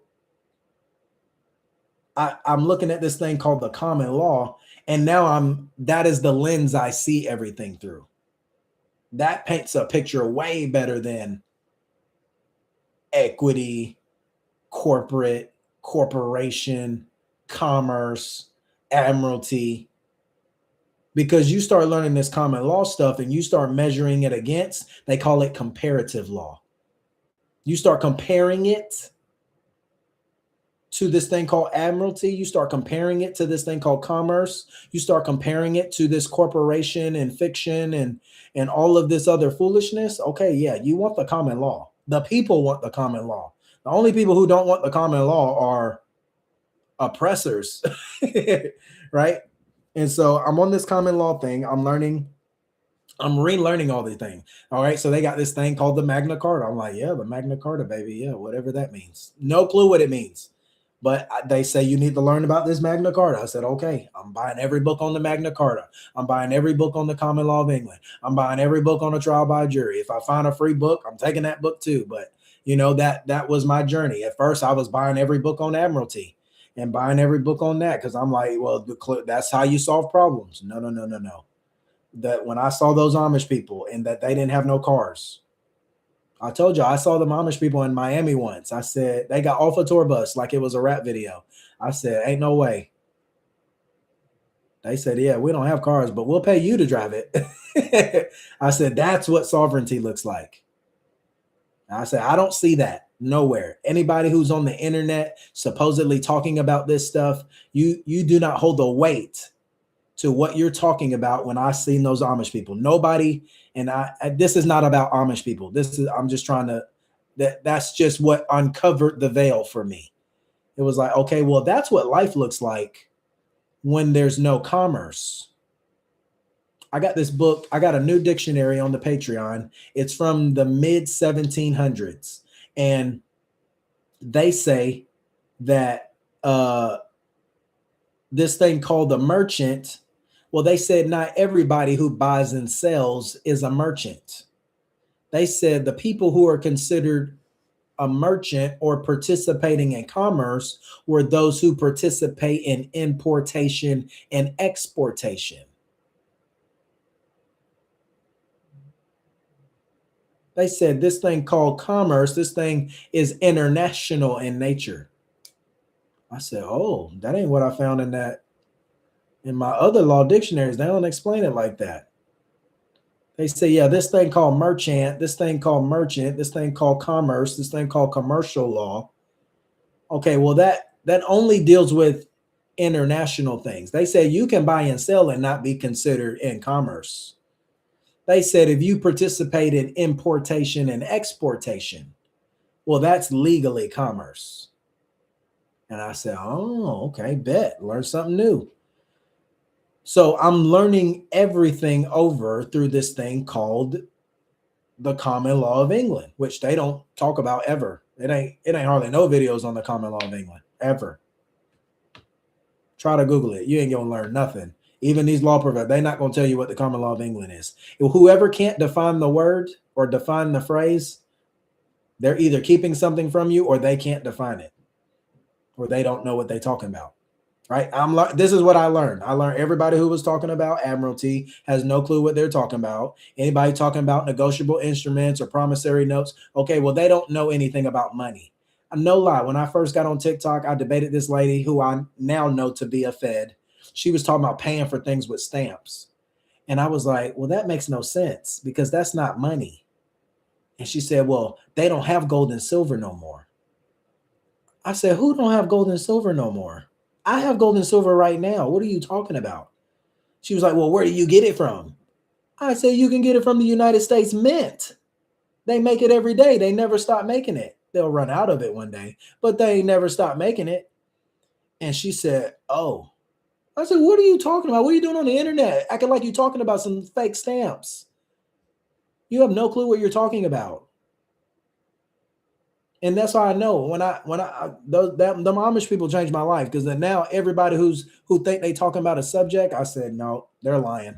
I see you, Seville, talking about filling out, being in court and all that stuff. Yeah, the Amish people don't be in nobody court. They be in court over real issues. You know why they be in court? Because they don't have birth certificates. They don't have social security cards in New York State. No lie. This last year, they were trying to get them to force their kids into public school. You know, when somebody said it in the comments and one on TikTok, or when they introduced public education, the military had to force kids into school. And they said when the Amish during that time period, they used to kidnap kids and force them into the system. They used to kidnap Amish kids and force them into the system. I said, that's real opposition. You filling out fake paperwork, talking about you're doing something in the courts is not real opposition. You're not doing anything. They look at your stuff and laugh. You know who they don't laugh at? The Amish people. So when I look at what people are saying on the internet, when I look at these attorneys and these bar members and these judges and these police officers and these so-called government officials and what they put on TV and on the news and on TikTok and on YouTube and all this stuff, and I measure it against this thing called the common law of England, and I measure it against these Amish people, right? Okay, well, I know everybody's lying. Right? I look at the Declaration of Independence and I really read it and I really define the words that are in there. Okay, well, I know people lying to me. When I look at the Constitution and they say that this Constitution can't even be interpreted or explained without the common law of England, and then I hear people supposedly talking about the Constitution and they don't ever talk about the common law of England, okay, I know somebody lying to me. When they talk about, oh, well, a crime doesn't require an injured party anymore. Okay, I know somebody lying to me. Right? Whenever I debate an attorney and they're left dumbfounded, they said, well, no, the Bible never talks positively about banking. Anybody who engages in banking is dealing in a doctrine of demons. Don't ever come in my comment section promoting banking. You will be blocked. If I ever see you in person, I will confront you about it. Banking is a doctrine of demons. Just because the Bible says something or communicates something does not mean it is okayed in the Bible. A trust is a doctrine of demons. That is not from God. Anybody talking about fake pieces of paper is of the devil, because those Amish people don't have no trust. They don't have no fake pieces of paper. They don't have none of it. I talked to them. I asked them. I seen them with my own eyes. No trust, no equity, no banks. They don't have none of it. So there's nothing you can say on the internet to convince me. I seen them. I met them. I seen them. I touched them with my own hands. What Thomas say? He said, I put my finger in the holes in his hands. I seen that he's real. I seen that he resurrected. You can't convince me. That's not the law. That's not what God told Adam to do when he created him. He said, all right, now we got this thing called trust law. He never said that. He never said it. That's what I know when people don't know what they're talking about. Because when I measured this thing called a trust against versus the common law of England, they didn't have none of that. Actually, I have this. Watch this. They said they never had none of that stuff. They say, oh, well, the Bible comes from equity, or the equity comes from the Bible. Yeah, the part from the enemy. That ain't something you're supposed to be participating in. That's how I know you don't read the Bible.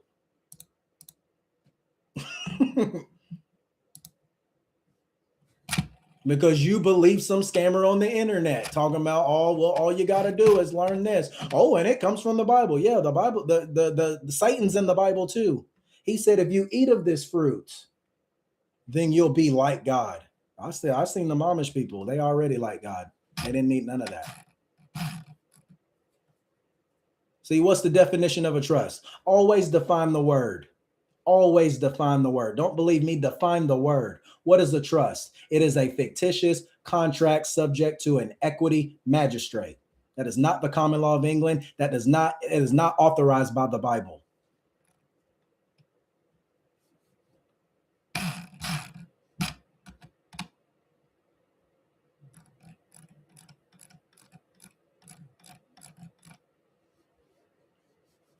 So I measure Declaration of Independence versus the Common Law of England. I measure the Constitution versus the Common Law of England. I measure this thing called state sovereignty versus the Common Law of England, where the people in charge. That's why they had this thing called a trial by jury. That's why they had this thing called a grand jury. That's why they had this thing called the Magna Carta, where they inserted the ancient unwritten principles.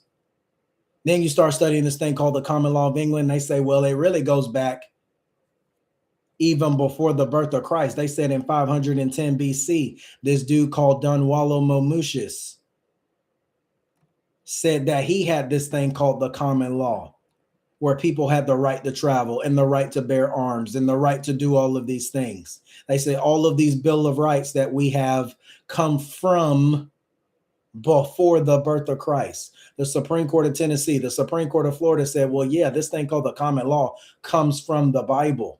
The Supreme Court of North Dakota said this thing called Magna Carta due process comes from the book of Genesis, where he says, Adam, where are you? And he said he gave him the opportunity for notice and to be heard before he prescribed the punishment. That's all you learn about in due process, is that it requires notice and opportunity to be heard before a jury before you prescribe the punishment. If they prescribe the punishment before it ends up in front of the jury, well, that's a violation of due process. The North Dakota Supreme Court said that comes from the first book of the Bible. They said these people called the Anglos and the Saxons who really developed this thing called the unwritten law, the lex non scripta. They said they got their ancestry from the people of Moses. I said, oh, somebody lying to me. Because they ain't tell me none of that when they talk about the Declaration of Independence or when they talk about the Constitution. Let me see.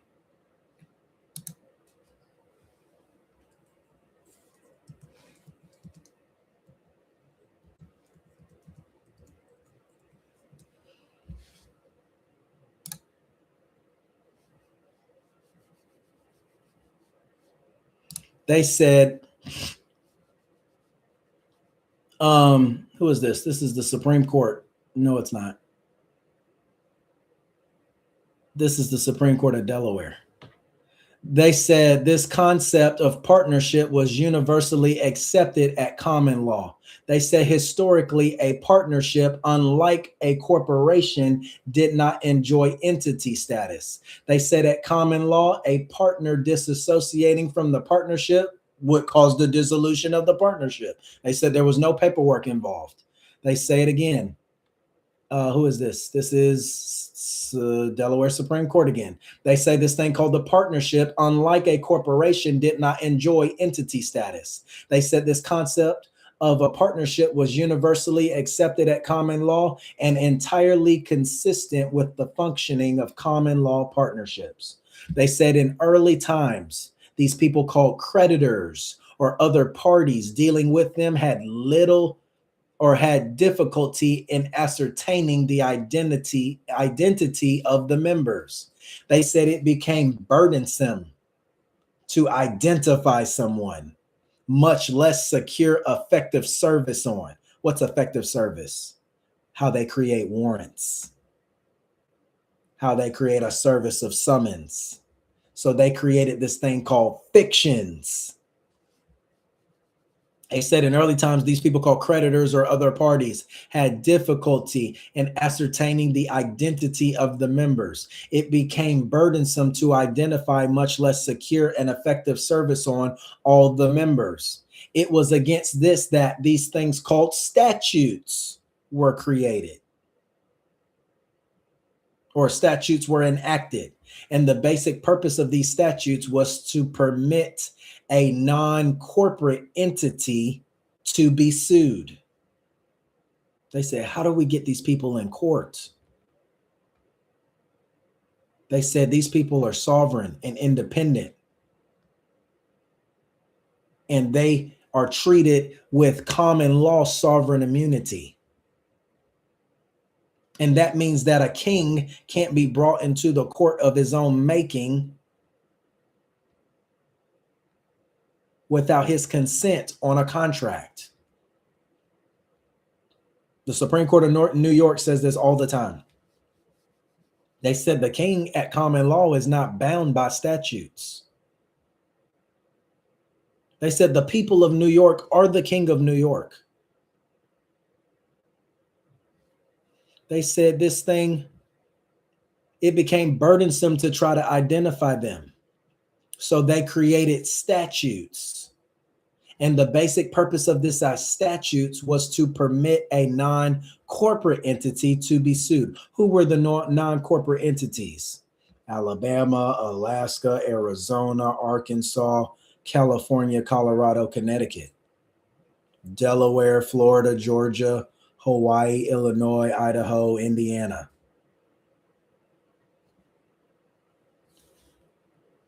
They said, how do we get them in court and deny them a trial by jury where they have to deal with the black robes?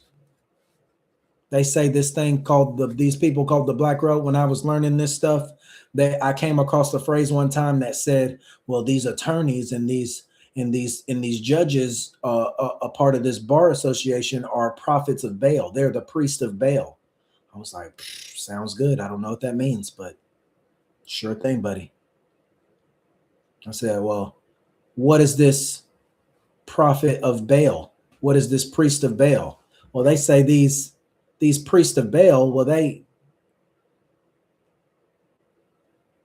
can't talk about it. They'll probably they've already flagged it already, but go look up the sacrifices of the priest of Baal. They said, why are their robes black?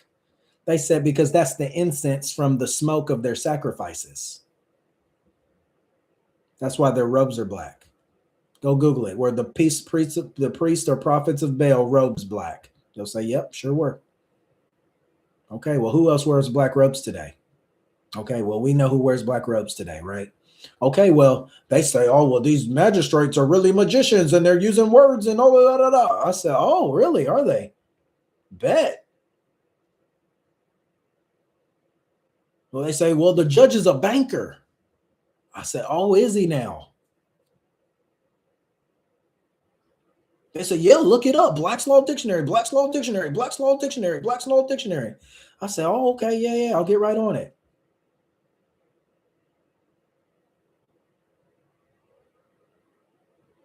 You go look up this thing called commerce, and you measure it against this thing called the common law. Remember, they said this thing called the common law comes from the Supreme Court of North Dakota said it come from the first book. They say, you want to learn the law? It's in the first 3 chapters of the first book. That's it. That's the law.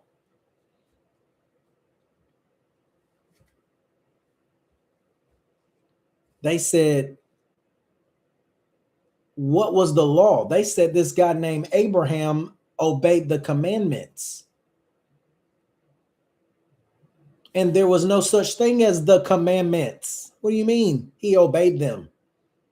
Well, you read the book of Genesis. Everything you want to learn, you'll learn it in the book of Genesis. They say this guy called Adam, well, this God, whoever this God was walking around in the garden in the cool of the day saying, Adam, where are you?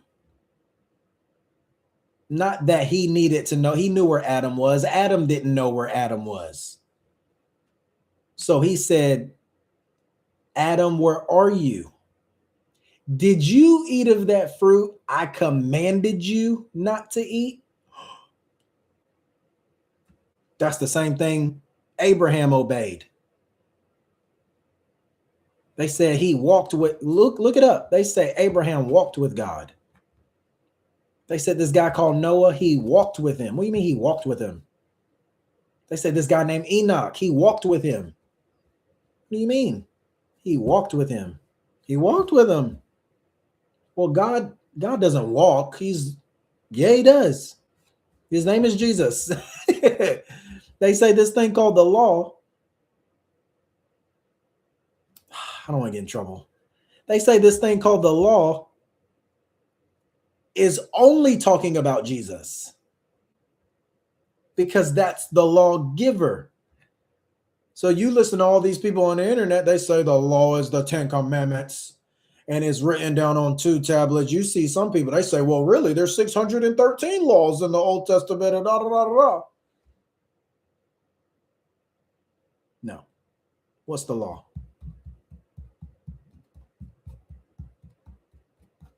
He said, I commanded you to do this or not to do this. I commanded Noah to do this and not to do this. I commanded Enoch to do this and not to do this. He said, I didn't tell you to write nothing down.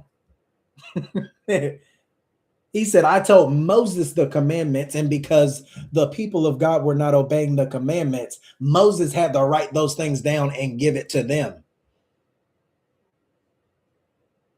He said the significance of the 10 commandments was that God talked to Moses, not that it was written down. He said, I don't do paper. So all these scammers talking about trust law. Trust law is the highest form of law. Yeah, not in the Bible. Not when you walk with him, it ain't.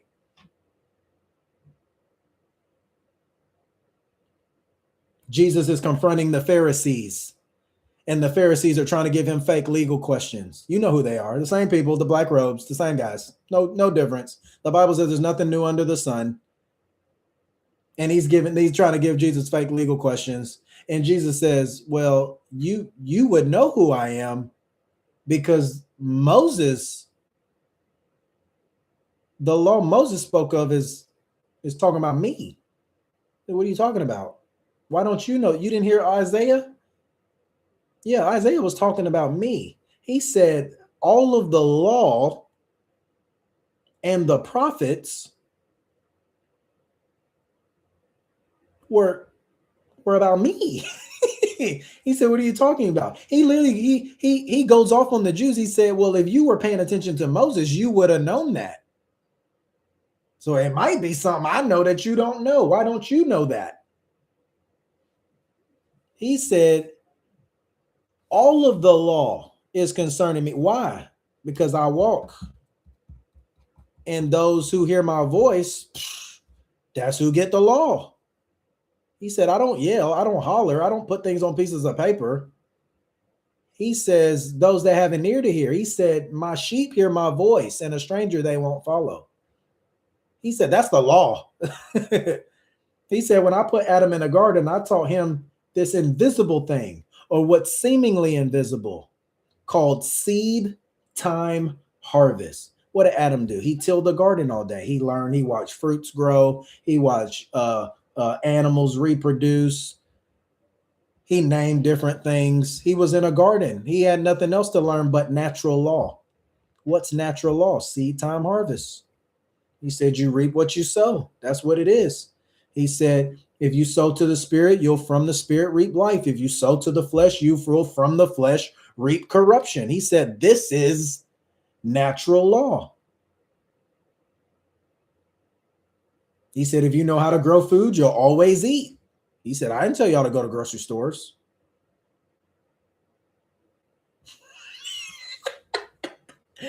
He said, I didn't.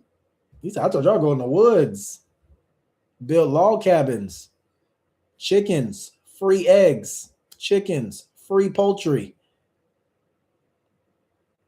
banana bushes, orange trees, grapes, spinach, greens, goats, milk, lamb chops, shish kebabs, coffee, tea, herbs, water. He said, I didn't tell y'all to do none of that stuff. He said, y'all got that. I'm gonna get in so much trouble. Y'all got that from these people called the Jews. He said, Jesus said, I'm not here to be Jewish.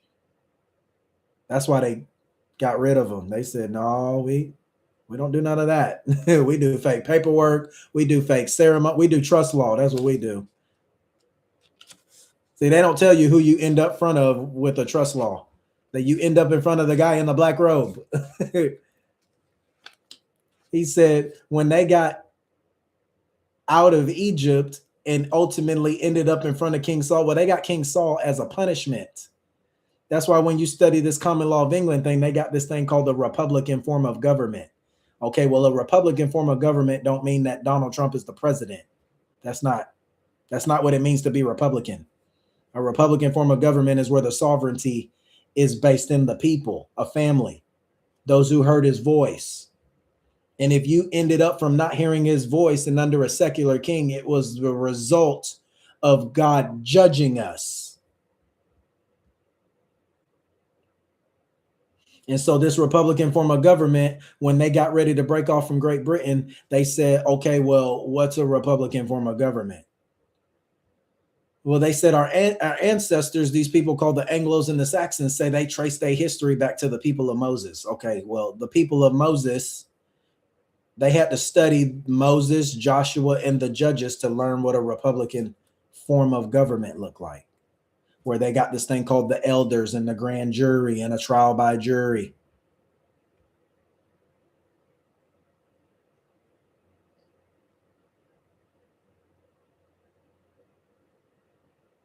And they act as a unit in a community and a family. And they set up systems based on that so that that would be beneficial to us. Because for the first 10 books of the Bible, they didn't have no government. They had law, though. You know how crazy that is? For the first 10 books of the Bible, no government.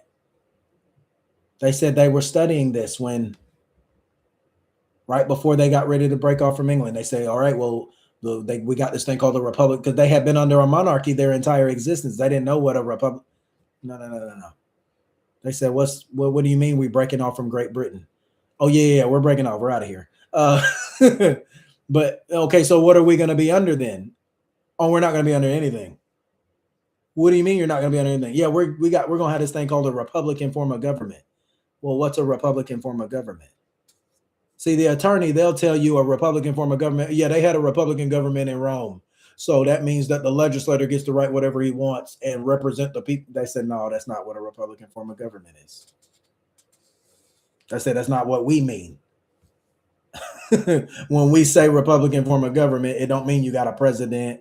And they said that's not what that meant when we started this country.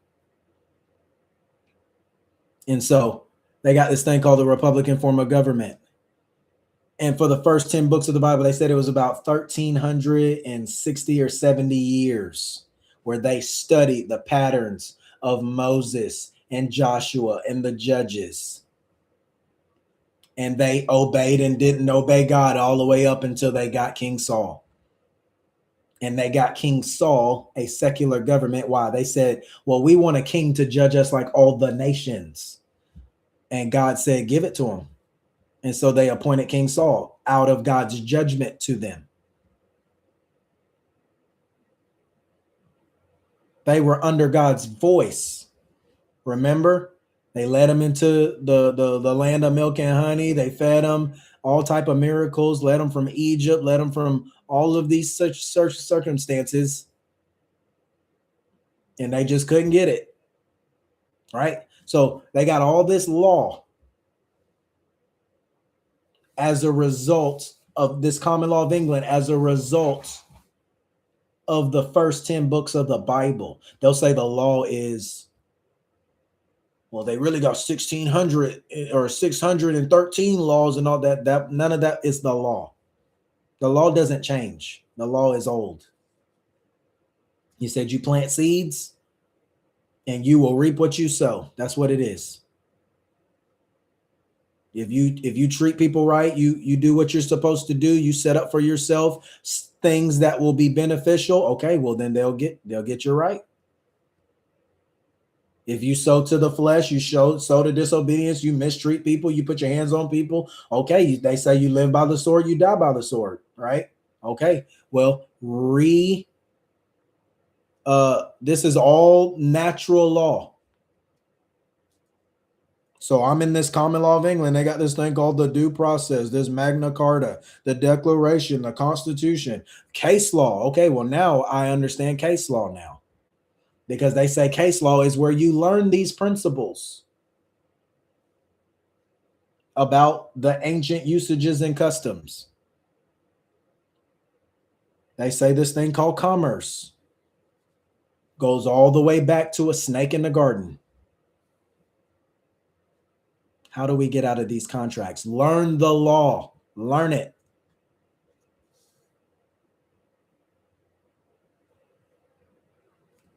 Learn the law. How do I learn the law? Start where you live, work your way back till you get to England. You got to read. You got to rearrange your life. Until you look Amish, you ain't learned it. We ain't learned it until you look Amish, until you look crazy. This is year 2 of not having a car. This is year 3 of not having a car and not having a state ID. It's real fun. Walking everywhere. It's none but ice and snow out there. I had to walk to try to, well, I didn't have to, but I found an Indian restaurant open because I was tired of eating the crappy food I had. Right? So don't ask how to get out of it, and then I tell you, and then you're not in a position to rearrange your life. How do you get out of this contract? What did Adam look like? What do the Amish people look like? They look like they can take care of themselves without electricity, without a crappy water system, without. They have life skills. Do you have life skills? Because if I tell you to stop driving cars and get rid of and return that driver's license and that state ID tomorrow, and they don't give you a job, what you gonna do? See, this is bigger than how do I get out all these contracts? Well, how you gonna eat tomorrow when you get out of them? Because again, all these scammers on the internet ain't gonna tell you to go off grid. They ain't gonna tell you. It take a lot of reading, a lot of sifting through foolishness.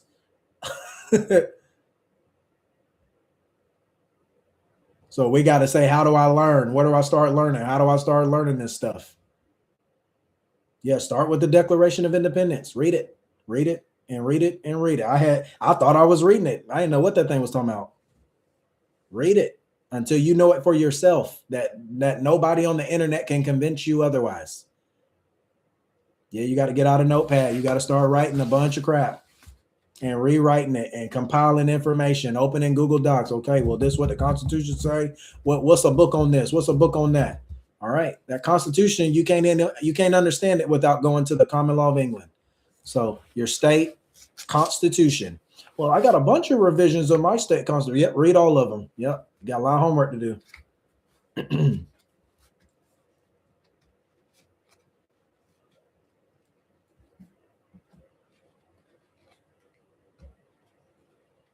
Because TikTok, they just redid TikTok. TikTok ain't never gonna be the same. They're gonna figure this thing out. They're gonna get all this stuff off of here. It ain't gonna be none of this stuff on no TikTok. You can forget about that.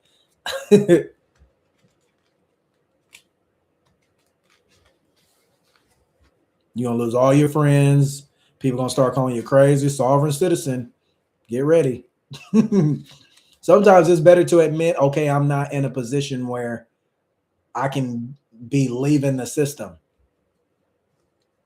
Because when you can't get no bank account and you can't get no job, what you gonna do? You're gonna end up homeless. And if you don't know how to hunt, you don't have no skills, you don't know how to build a log cabin. See, what does life look like 5 years before the Civil War? If you couldn't make it then, because everything is all fake, all this fake, all of it. All of it.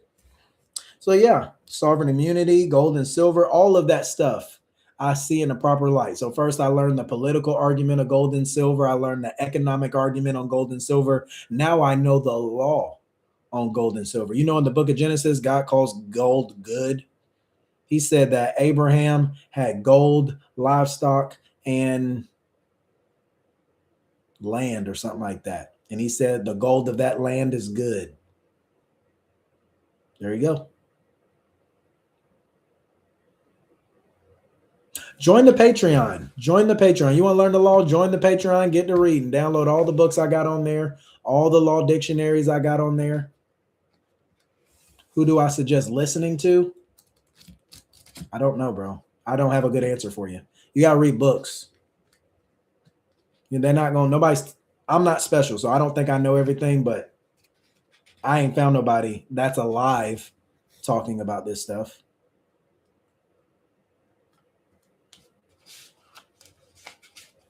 Everybody I keep finding that may be talking about something, well, they done passed away.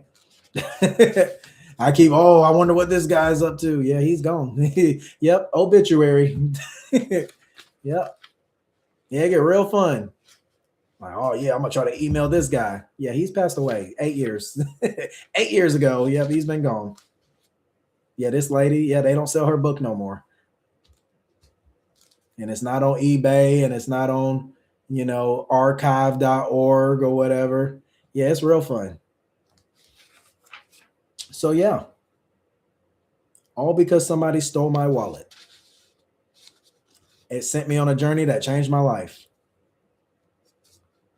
But yeah, no card, no state ID. No card, return to state ID. If you can figure out how to get from point A to B without a car, you'll be almost there.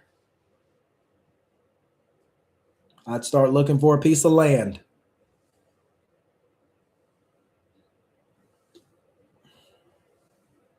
They got cabin building logs. They got log cabin building schools. I'd figure out how to pay to learn that. Because it don't matter. It don't matter if you obey all the rules or you don't obey all the rules. We all gonna be hungry. We all gonna be homeless. Yep, we're all gonna be homeless. And you're gonna be fighting to cook a squirrel over a fire garbage can. So I bring nothing but good news. Good luck, everybody. It don't matter. It's gonna crash. Silver is $100 right now. We're doomed. Game over.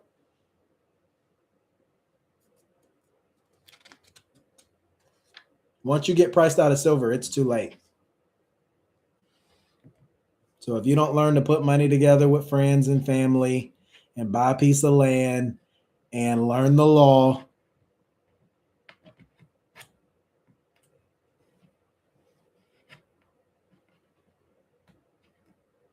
community, that's the thing they killed. Because they said them Amish people will put up a house in a day, not a day, or 3 days. 3 days. They said it's about 60 of them. Everybody do their part. Boom, they throw that house up in 3 days. Are you a smart Somalian? What are you talking about, bro?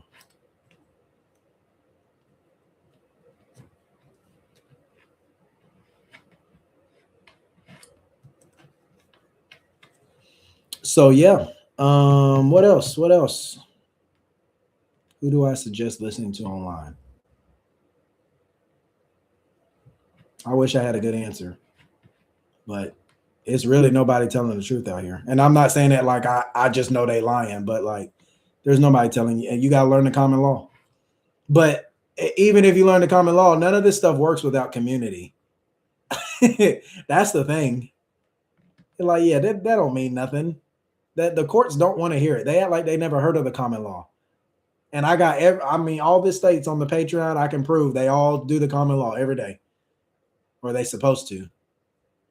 So if we don't come together, then it don't matter. You can know all this stuff in, what was that dude's name? There's a dude named Irwin Schiff, IRWIN. That dude, his son is Peter Schiff. Y'all may have heard of Peter Schiff. He's an economist. Well, Irwin Schiff figured out all of this stuff. He wrote books on it. He got books on Social Security cards, Social Security numbers, taxes, all of that stuff. And okay, everybody say bye, Brett.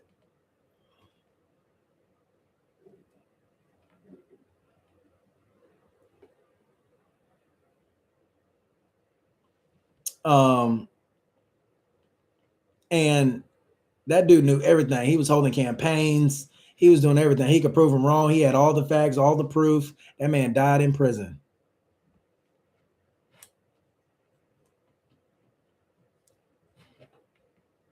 They say, yeah, right. Guilty. Trial by jury. Not here. It's the same stuff. Read that Declaration of Independence. You're going to start learning the law real quick. Get on Patreon, download all them law dictionaries and start looking up them phrases in all those law dictionaries. You're going to see real quick. Oh, yeah, we really have been invaded. The feds really aren't allowed in the states. So, yeah, first things first, stop driving cars, return the state ID. Now his son is doing the opposite. Yeah. Peter, he where he live, Puerto Rico now. He said he's Puerto Rican, but he's in Puerto Rico because he's afraid. And I would be too. If you knew the truth and they still put your dad in prison for the rest of his life, yeah, I'm not finna talk about none of that stuff. That man was innocent and he died in prison.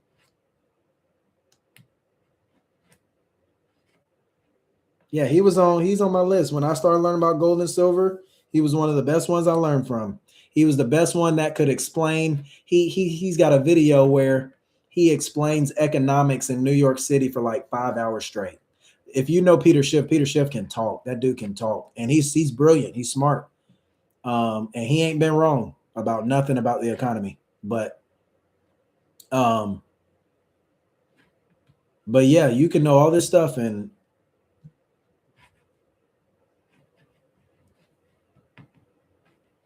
Yeah, that's it. I don't know what else to talk about. What else?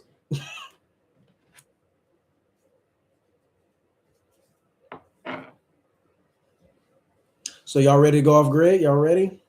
We can be off grid by the end of the year. Need 200 people.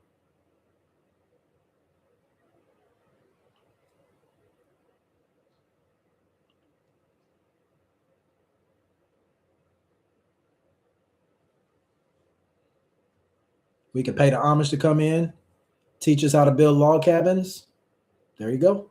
We could put up a log cabin in 3 days for everybody. Not for everybody, but every 3 days we could put up a log cabin.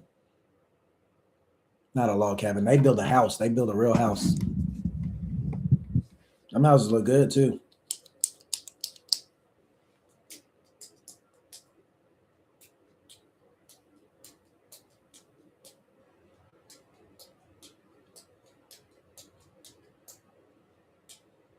All right. Well, that was fun. I don't know what TikTok's gonna look like after they finish doing their little reset. So I am on Facebook. If I get 100 people on Facebook, I can start live streaming from there. So Constitution Academy on Facebook, but they probably not my stuff. They not gonna show again to nobody. Not after this. They said yeah, they said they redoing TikTok right now behind the scenes. So nobody can upload a video. Nobody can they say you can't search nothing because they just got bought out or did something. So yeah, they gonna figure this stuff out. It ain't gonna be no more finding the truth. You ain't gonna find that no more. They on the timeline and we all behind it. So all right. Well, what's today? I don't know what the temperature is gonna be like where I live, but I'll